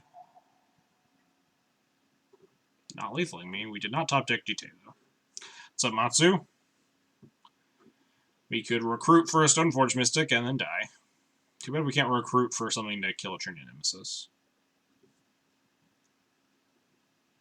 Recruit Ballista. We can't even suicide. Yeah, we're dead. Fuck Trinity Nemesis. This card's dumb.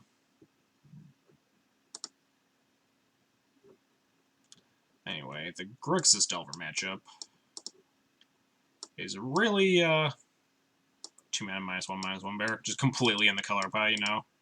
White, 2/2, ETB, non-white, ETB Holy Light, easy. completely within the realm of the Killer Pyrite. But yeah, Grixis Delver matchup is getting worse and worse lately. I think it's one of the matchups I'm most concerned about, like, teching a little more heavily towards in the post-Syracuse life. Just, like, our sideboard cards are, like, so bad against Grixis Delver, and they have so many good sideboard cards against us. Like, they're traditionally bringing in, like, 7 or 8 cards here. They're all pretty strong, and we're bringing in, like, 4 medium ones. Just ban TNN? Yeah, for real. Fuck TNN. I do think the Grixis Delver matchup needs a reassessment, though, in the future. Losing game 1 especially is really bad. Sometimes you just, like, get game 1 stolen from you by turn in Nemesis, and then you have to win 2 post-board games, and I think post-board is actually, like, actively harder to win than pre-board. Your tools are so much worse than your opponents.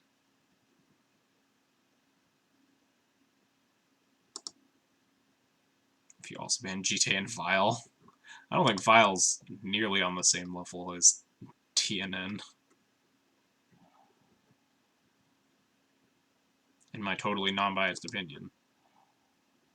But yeah, banning Vile does seem a little bit out of left field. Sand sucks. Sand is like, maybe we could get greedy and just like wasteland my opponent out of the game. Maybe I actually do want this hand. Maybe this hand doesn't suck. And it's mega bias because they lose to D&T. Fair point. Maybe we just keep this. I'm gonna keep this. We're on the play.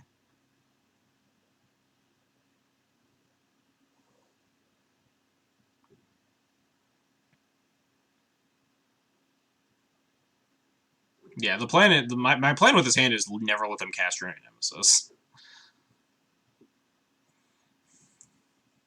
What's up, eggplant emoji? How's it going? But yeah, Grixis Delver has even started like teching basic island and stuff. Not specifically for this matchup, but like for a lot of the matchups where your mana is under a bunch of duress.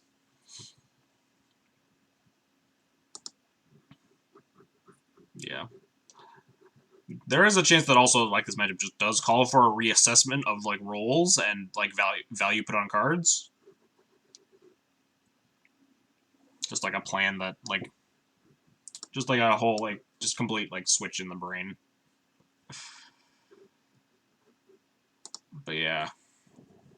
If they like cast up Bitter Blossom or True Name or like a Last Hope, you just like feel so far behind.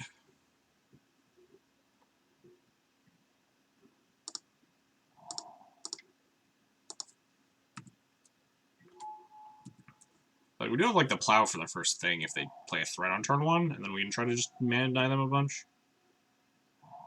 This is like a Delver. Just Wasteland Plow. Alright, well, we just Wasteland. That's our plan for the rest of this game. Can I stop drawing this on turn 1, please?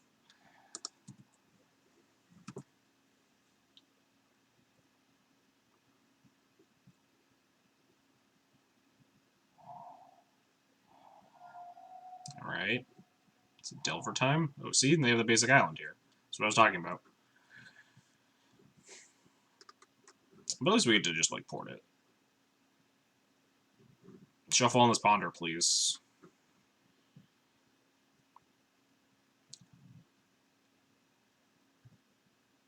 Gotta look for those extra mana sources.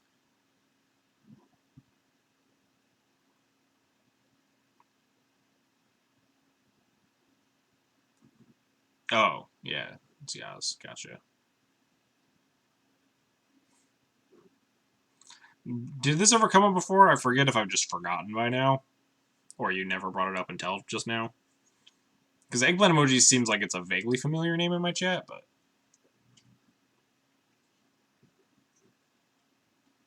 It's a hard tank on this Ponder. Chooses not to shuffle, sure. Just draw, like, Thalia. Something real fucked up. I don't mind that, considering my game plan in this game. My game plan of never let them get to 2 mana.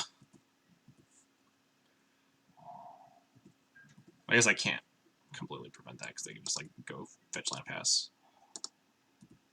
probably taking this up to 3. I think we have more 3s than 2s.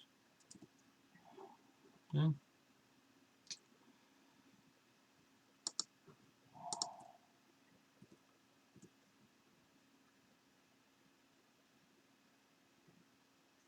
Opponent appears to be trying to resolve a 2-mana card. Like, if they just, like, play Bitter Blossom, we're just so dead here. Our hand just does nothing. They'll have a Bitter Blossom in play.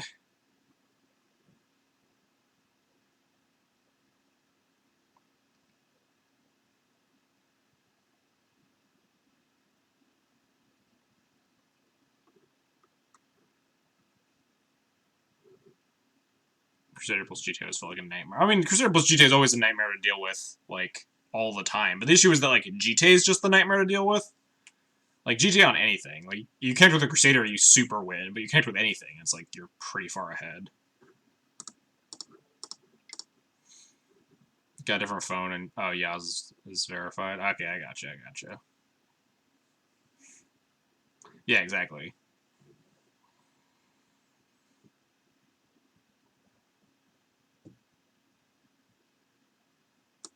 GTA is the card that traditionally wins you those games more than, like, Crusader holding the GTA. It's like, you could, like, have actual Squire holding GTA, and it'd probably, like, limp across the finish line.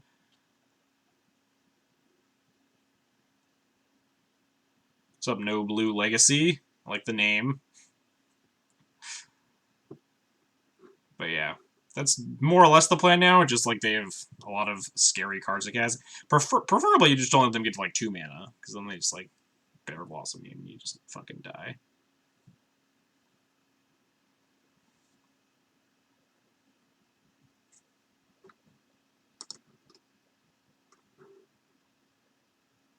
No blue. Lower boy, no blue. Match made in heaven.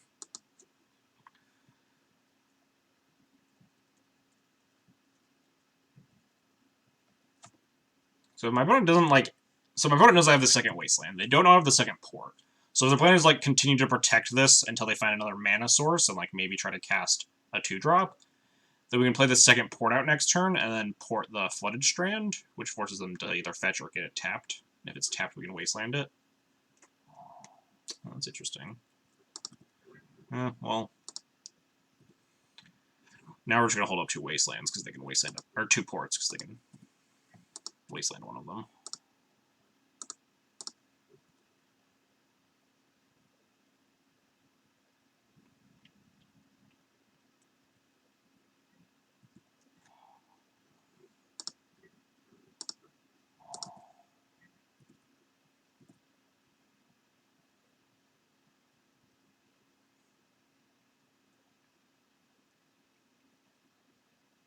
Mana Denial plan is online.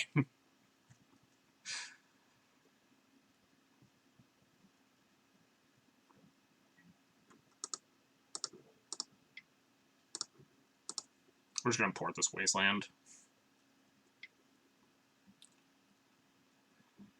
And probably let them go to their draw step here. Oh, they just, never mind.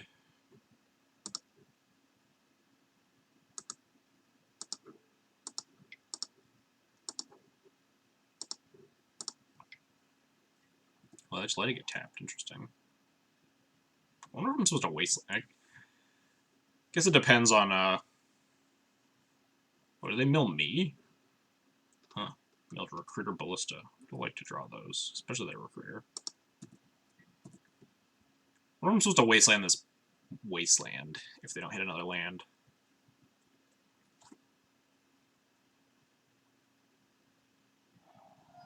Oh, never mind. I'm just gonna Wasteland this.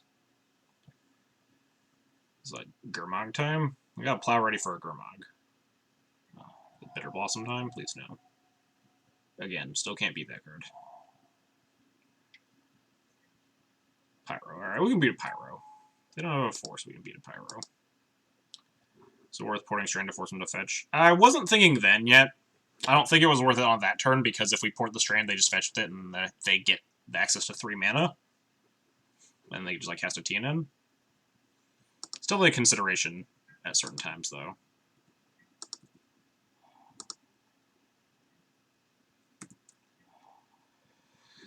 Ancient Tomb, huh? I really wish I would stop drawing land. So I can't plow. I can't take them off of True Name and plow this Young Pyro. I could Wasteland and port all the colored mana, and maybe that's just fine. It's like Wastelanding the Wasteland to keep our ports going.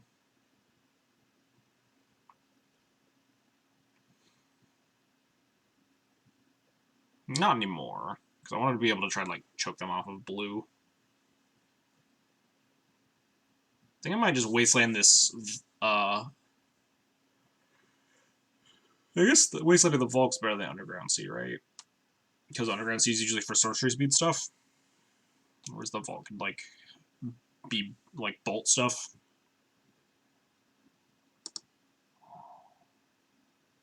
If you Wasteland their Wasteland and double port, you keep them off of TNN. Yeah. Or, like, Wasteland any of their land and port. Like, if I Wasteland their Wasteland and then double port for the rest of the game, I keep them off of TNN, but I give them access to, like, just casting cantrips and hitting mana, like, hitting land drops and Young Pyroing me to death. I think the plan is just... Where did I Wasteland before? Underground Sea. So I guess maybe...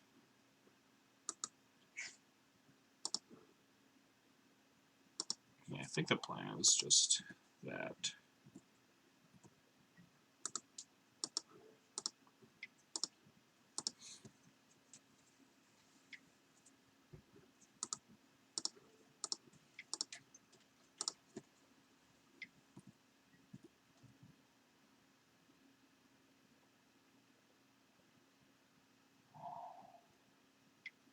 My opponent would stop hitting land drops, please. So now, yeah, if my opponent uses Wasteland, we just, like, can't take them off a True Name. We can just die.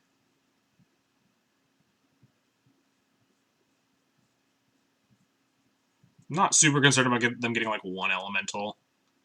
Because next turn we'll be able to plow and still double port. If for some reason they don't Wasteland me yet. Wow, attacking into my file on 3, no fear. Guess they know... No, they don't know all the cards in my hand, right? They know very few of the cards in my hand. But they do know that I probably would have put in any 3-drop if I had it by now. So I would have had, like, one turn to draw it.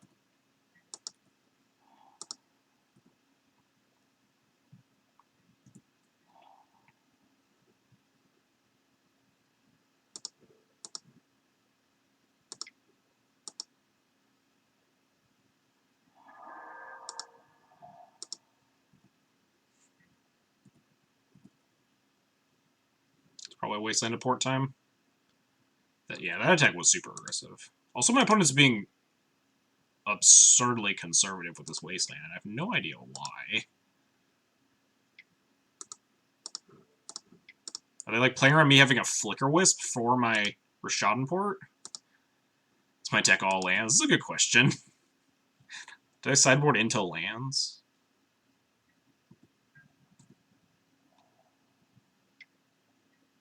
Probably wants to just play land plus TNN. But doesn't the Wasteland give them access to mana still? Because they Wasteland a port, and I can only port one thing, and then they still have 2 mana, and it's just both colored now. So if they draw, like, a Wasteland, they can cast True Name. Now a second Wasteland doesn't cast a True Name. We have drawn exactly 1 Swords to Plowshares in all lands. And my opponent's just gonna never miss a line drop and TNN me on turn 7. Ugh. Yeah.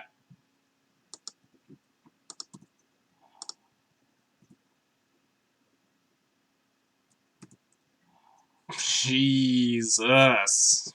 Fuck. This is just, I guess, not meant to be. The Moto gods have deemed me not worthy of winning this game.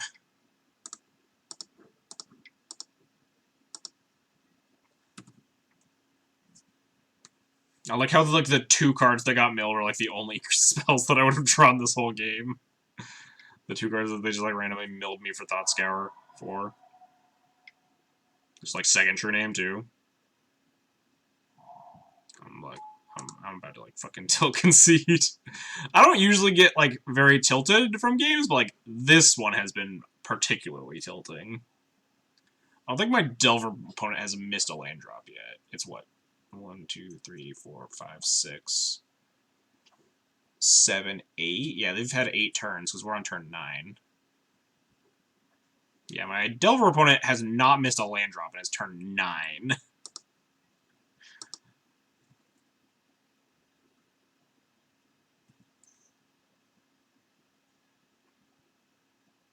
The Wrath of God, please. Yeah, sure. They finally decided to wasteland me. Sure. Oh, the perfect draw. Yeah, I'm done with this game. Let's move on.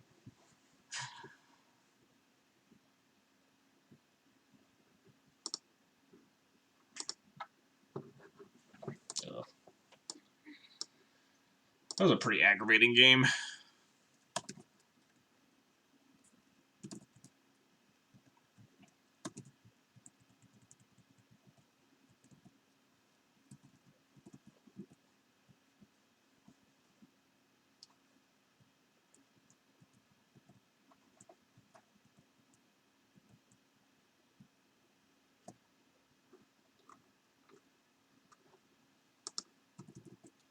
Oops. There we go. Get my data recorded.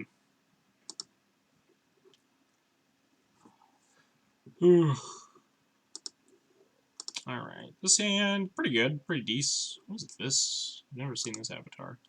Incas? Is that really a rat? Where's the rat? Oh, wait. Here's, like, the rat face. Oh, the eyes are inky. Outskilled, indeed.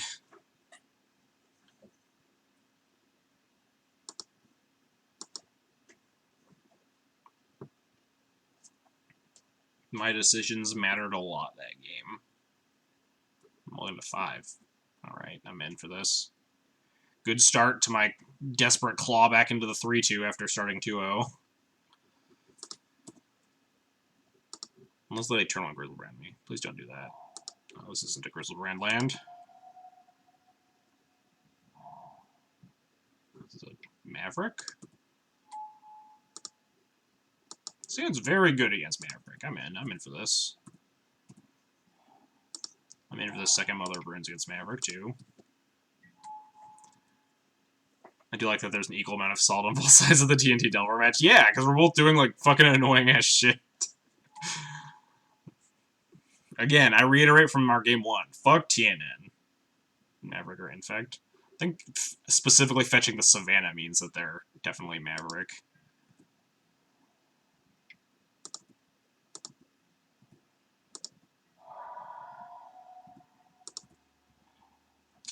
I'm tempted to, like, plow this Noble Hierarch, since, like, Dryad Arbor was their second land drop.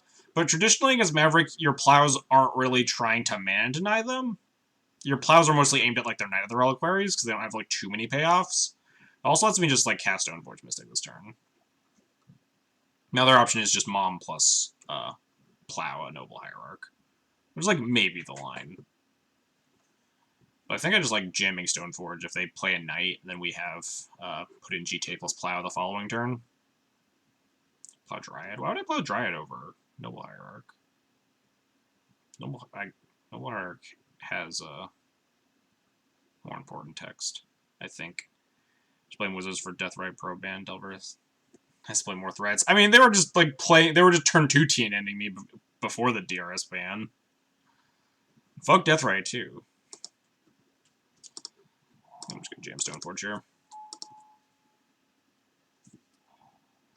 Grab a GT.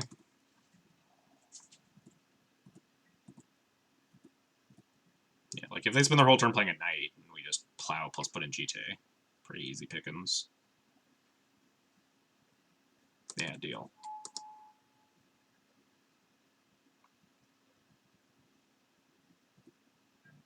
Dryad is 2-2 with Noble. Yeah, but if I killed the Noble, then it'd just be a 1-1.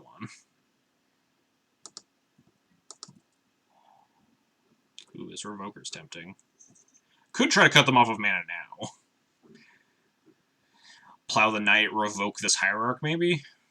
I think it's probably just better to get in GT, though. GT just kills everything.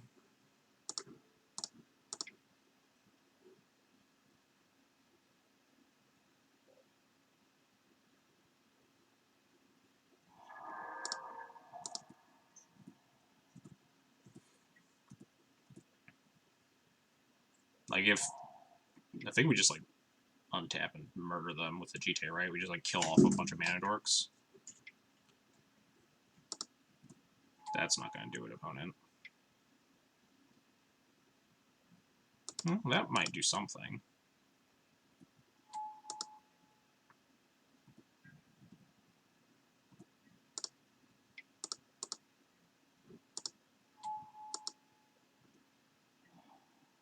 The Mangara. They have one card left in hand. I think the play might just be actually equip GTA, attack into the Knight. We'll just... They don't have any mana, so if they block, we can just kill the Knight with the GTA. If they don't block, we just, like, ping Hierarchs. Actually, I might ping the Dryad Arbor, because they can use the Knight plus the Dryad Arbor to fog GTAs. Maybe Mangara will do something. Maybe.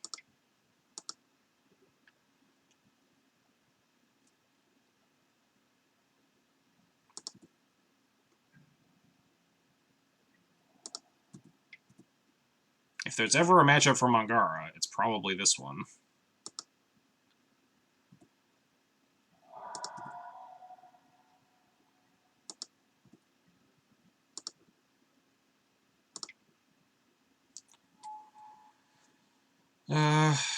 The answer is probably just ping down these nobles, right? I actually can't... I can revoke the Knight next turn. Although the Knight can already find Mazavith, which is kind of not great for me. I think the answer is probably ping down these nobles. Revoke the Knight next turn. Or, like, just play Mangara or something. Or Jailer. We have a lot of options.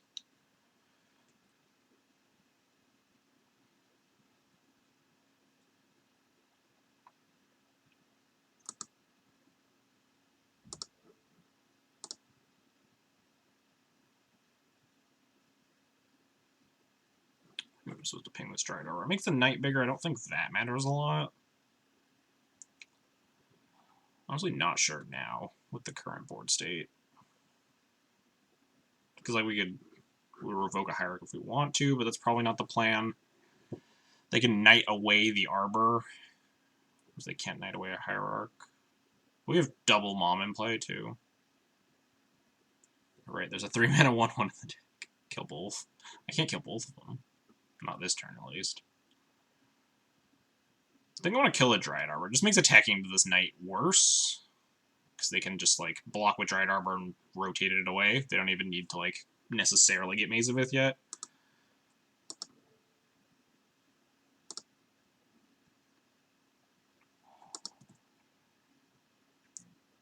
If Mangara is okay, why is Blaze Blaster so bad? I don't think Mangara is particularly good. Mostly playing it for memes. Because Mangara is way sweeter than Blade Splicer is. If we draw a land and just get, like, Jailer this Knight, the game's probably over. They have, like, Green Sun for Quasali?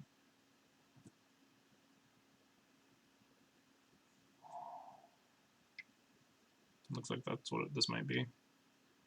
Or Green Sun for, like, Knight of Autumn, if that's in their deck.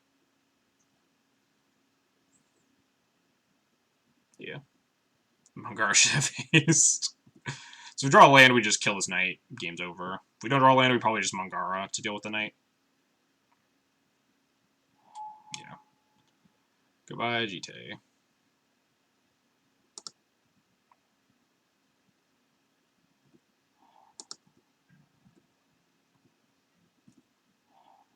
Not a land. Ballista doesn't do a whole lot. Pings down a Noble Hierarch. I could also just revoke this Knight. My opponent has one card left in hand. Maybe I just don't want to let them, like, go nuts with this Knight of the Reliquary. I can just, like, play it slow. Get Revoker out. Just, like, block Knight with Mother of Runes for a couple turns. Hopefully find something to deal with the Knight, like draw a land, get this Mangara going. Maybe Mangara's just better. Just straight up kills this Knight. They get one rotation out of it. And we have, like, double Mom to protect it. Yeah, the answer is probably just Mangara.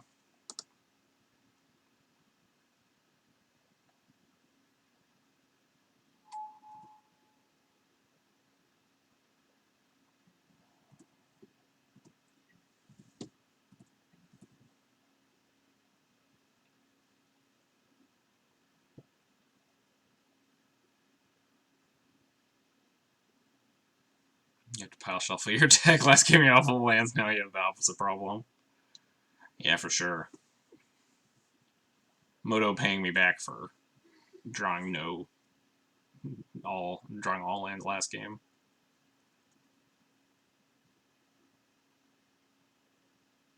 3 is like a pretty serviceable number of lands, though. We're doing pretty good. My opponent, like, wastelands me, we're still okay. We have Revoke Grand Ballista. Try to chokehold them.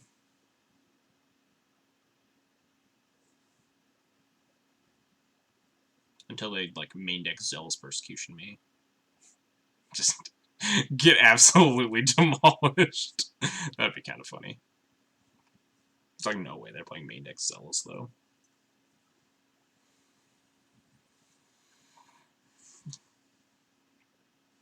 Opponent probably thinking about their Knight of the Reliquary options here.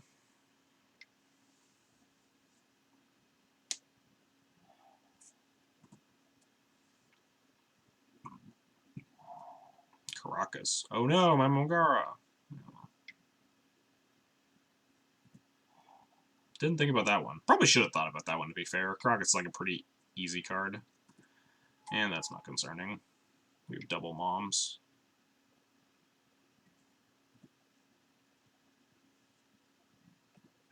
Attack. Dang. Hey, the land. Now we just kill this Knight of the Reliquary. We did it.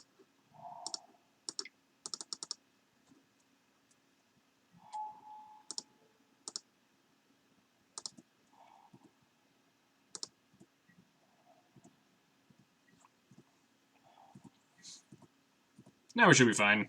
You can, like, play a 2-2 Ballista next turn.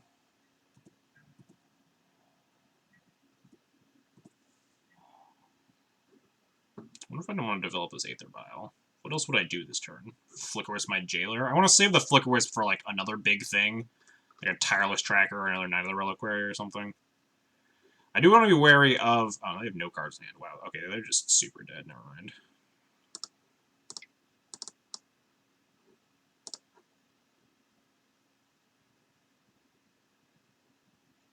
Yeah. They're just actually dead.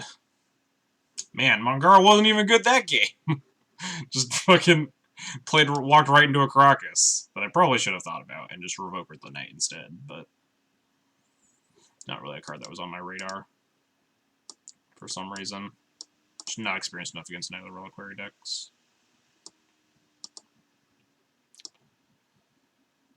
We certainly want these 6.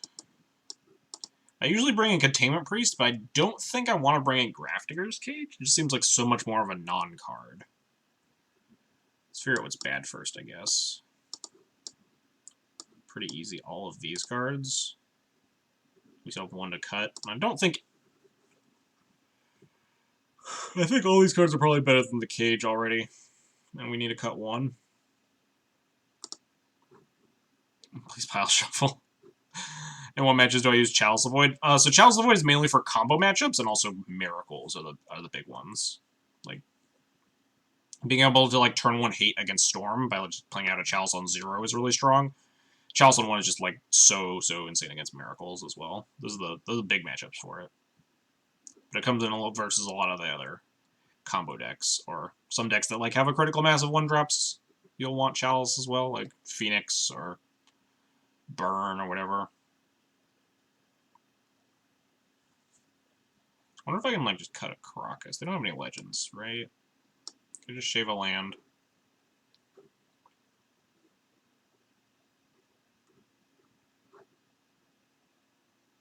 If I shave Caracas, it's a non-bo with my Mongara, though.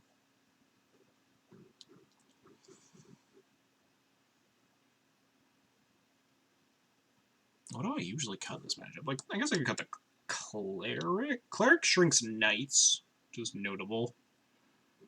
Also flies, which is a pretty big game. Could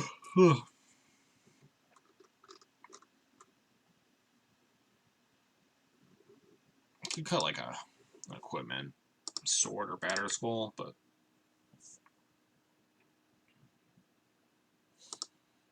maybe I just want to cut a land after never hitting my land drop last game. Just shave a land anyway. 24 does feel like a lot in this matchup, but they're also like the Knight Infinite Wasteland deck, so I don't want to cut a Plains. The answer might just be still cut Caracas. Mangara's just like Vindicate, Suspend 1.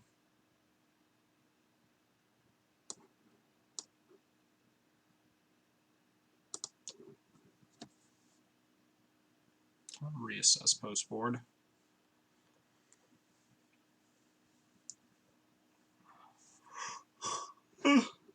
It's probably good enough.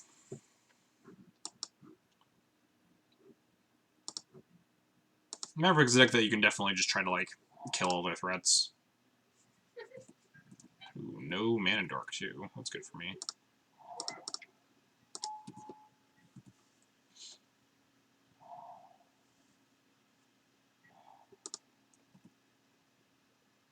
They have like Script Sprite here or something.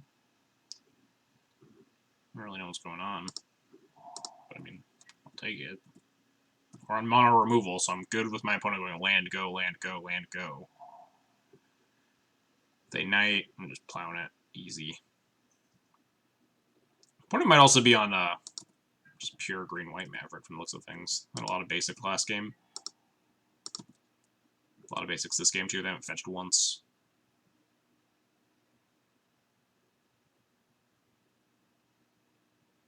My hand is perfectly content with land go, though. That's fun.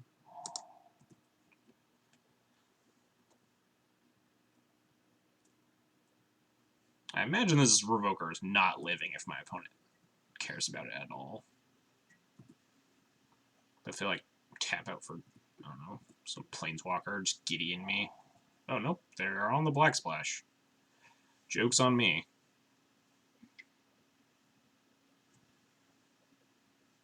That was just Green Sun for 3. Okay.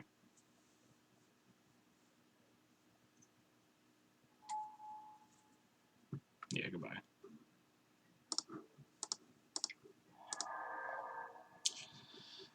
Do I wasteland this Bayou? I almost just want to, like, get to casting this Batter Skull, but I guess black sources are kind of hard for that deck to come by, too. So I want to be scared of Zealous Persecution and such. I don't have to always send it yet, I can just untap.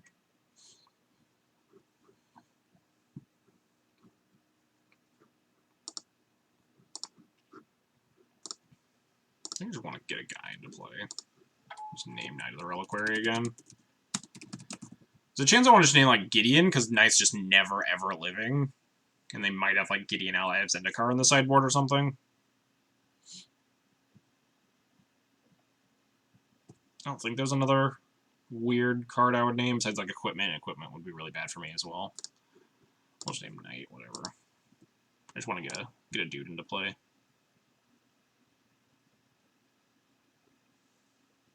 Get a weird, spindly spider creature into play. Yeah, we'll Wasteland. Beatdowns.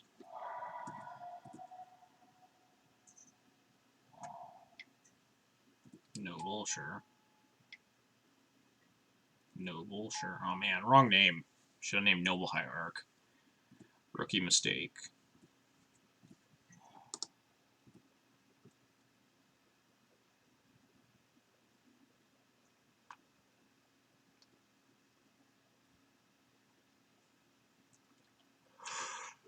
So the scary thing would be equipment at this stage in the game. Ooh, that makes my plan a little bit better. Because equipment means that like Noble Hierarchs are suddenly threats, but being able to Stoneforge here is nice.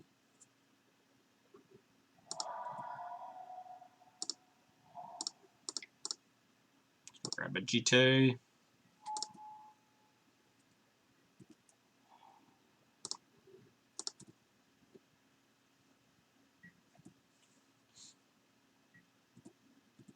I don't want to cast it there because obviously we want to leave up removal if they have an equipment, and also you just like run it into their sorcery speed things, like green sunning for Knight of Autumn or Quasali or whatever.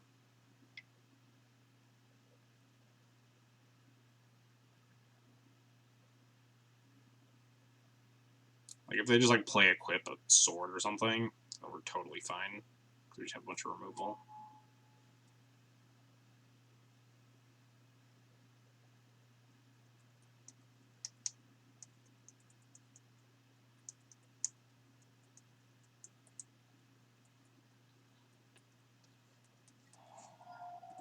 Yeah. This is completely fine for us.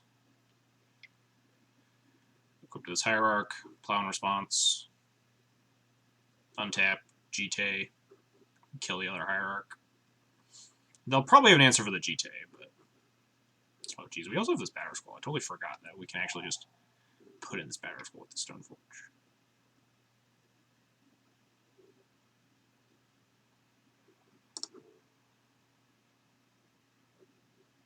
No, I have to let them attack first, I think.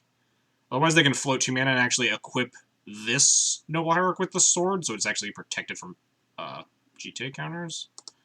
So let's let this happen. They'll gain a little bit extra life here, but that's fine.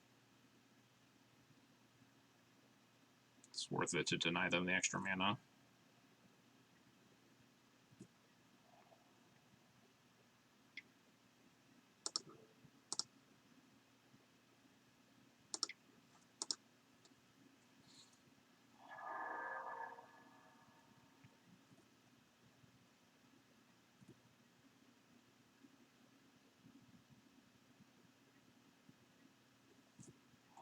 Flicker would probably be like the best draw here, because it would protect our GT from removal.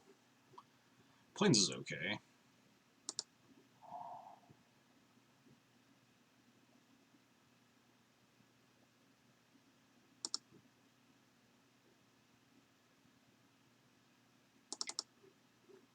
Don't know if I want to leave up this Wasteland or leave up this path. Leaving up Wasteland means they can't Wasteland my Wasteland. I don't even know if I care if that happens.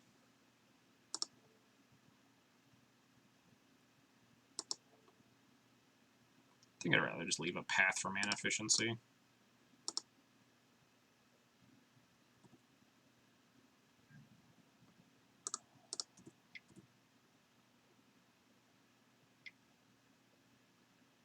Oh, they have a plow. It's kind of annoying.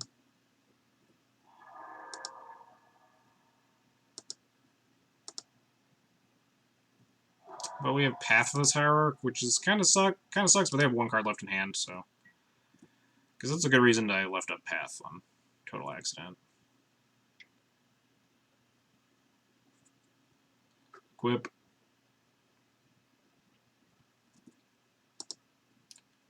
Serve.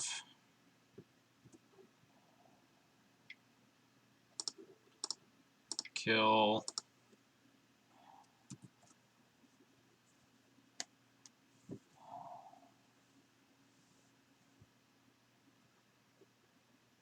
I think I might have wanted to actually equip the GT to the Revoker to play around that plow. I'd much rather have a Stoneforge at this spot. Oof. Shatter my GT is a little bit rude. Now we get Batter Skull, which isn't bad. Oh, never mind. We just get Jailer. That's way better.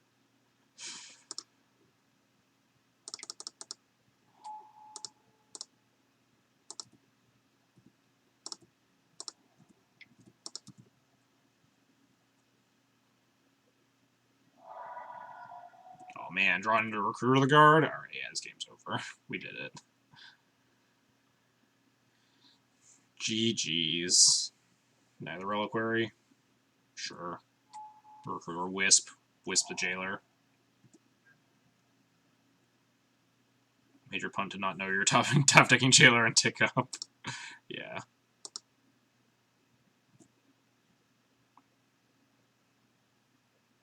Not even equipping their sword on their knight.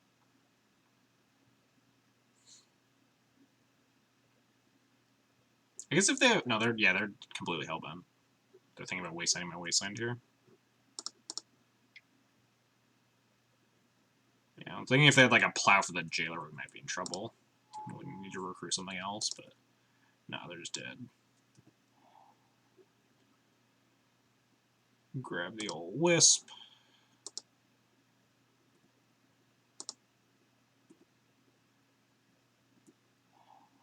Oh man, we found the Mangara too. We did it.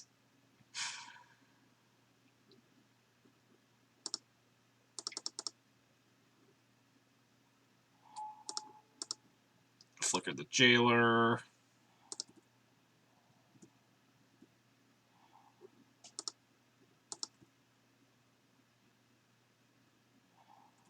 It's so game.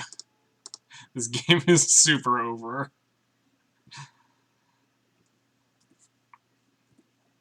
I'm sorry, opponent. Opponent is just getting bodied beyond space and time here. They can't even zealous me. I'll just put in this Mangara.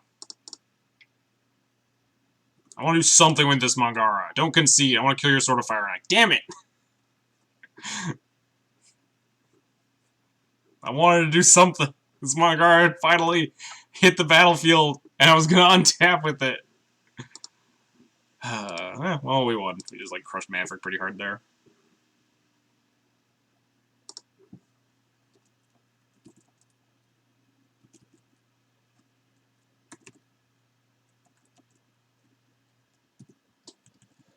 Alrighty. Mangara equals concession. Yeah, Mangara busted, obviously. They conceded to the Mangara. Card's insane. Alright, well, this is going to be the end of the stream today. We're going to find someone to host here. Who is streaming some Legacy? Me? Oh, hey, the guy I played, the Grace Delver guy I played, he's streaming. Let's go with Julian. Julian's been streaming for a long time, though. Hope he's not going down here.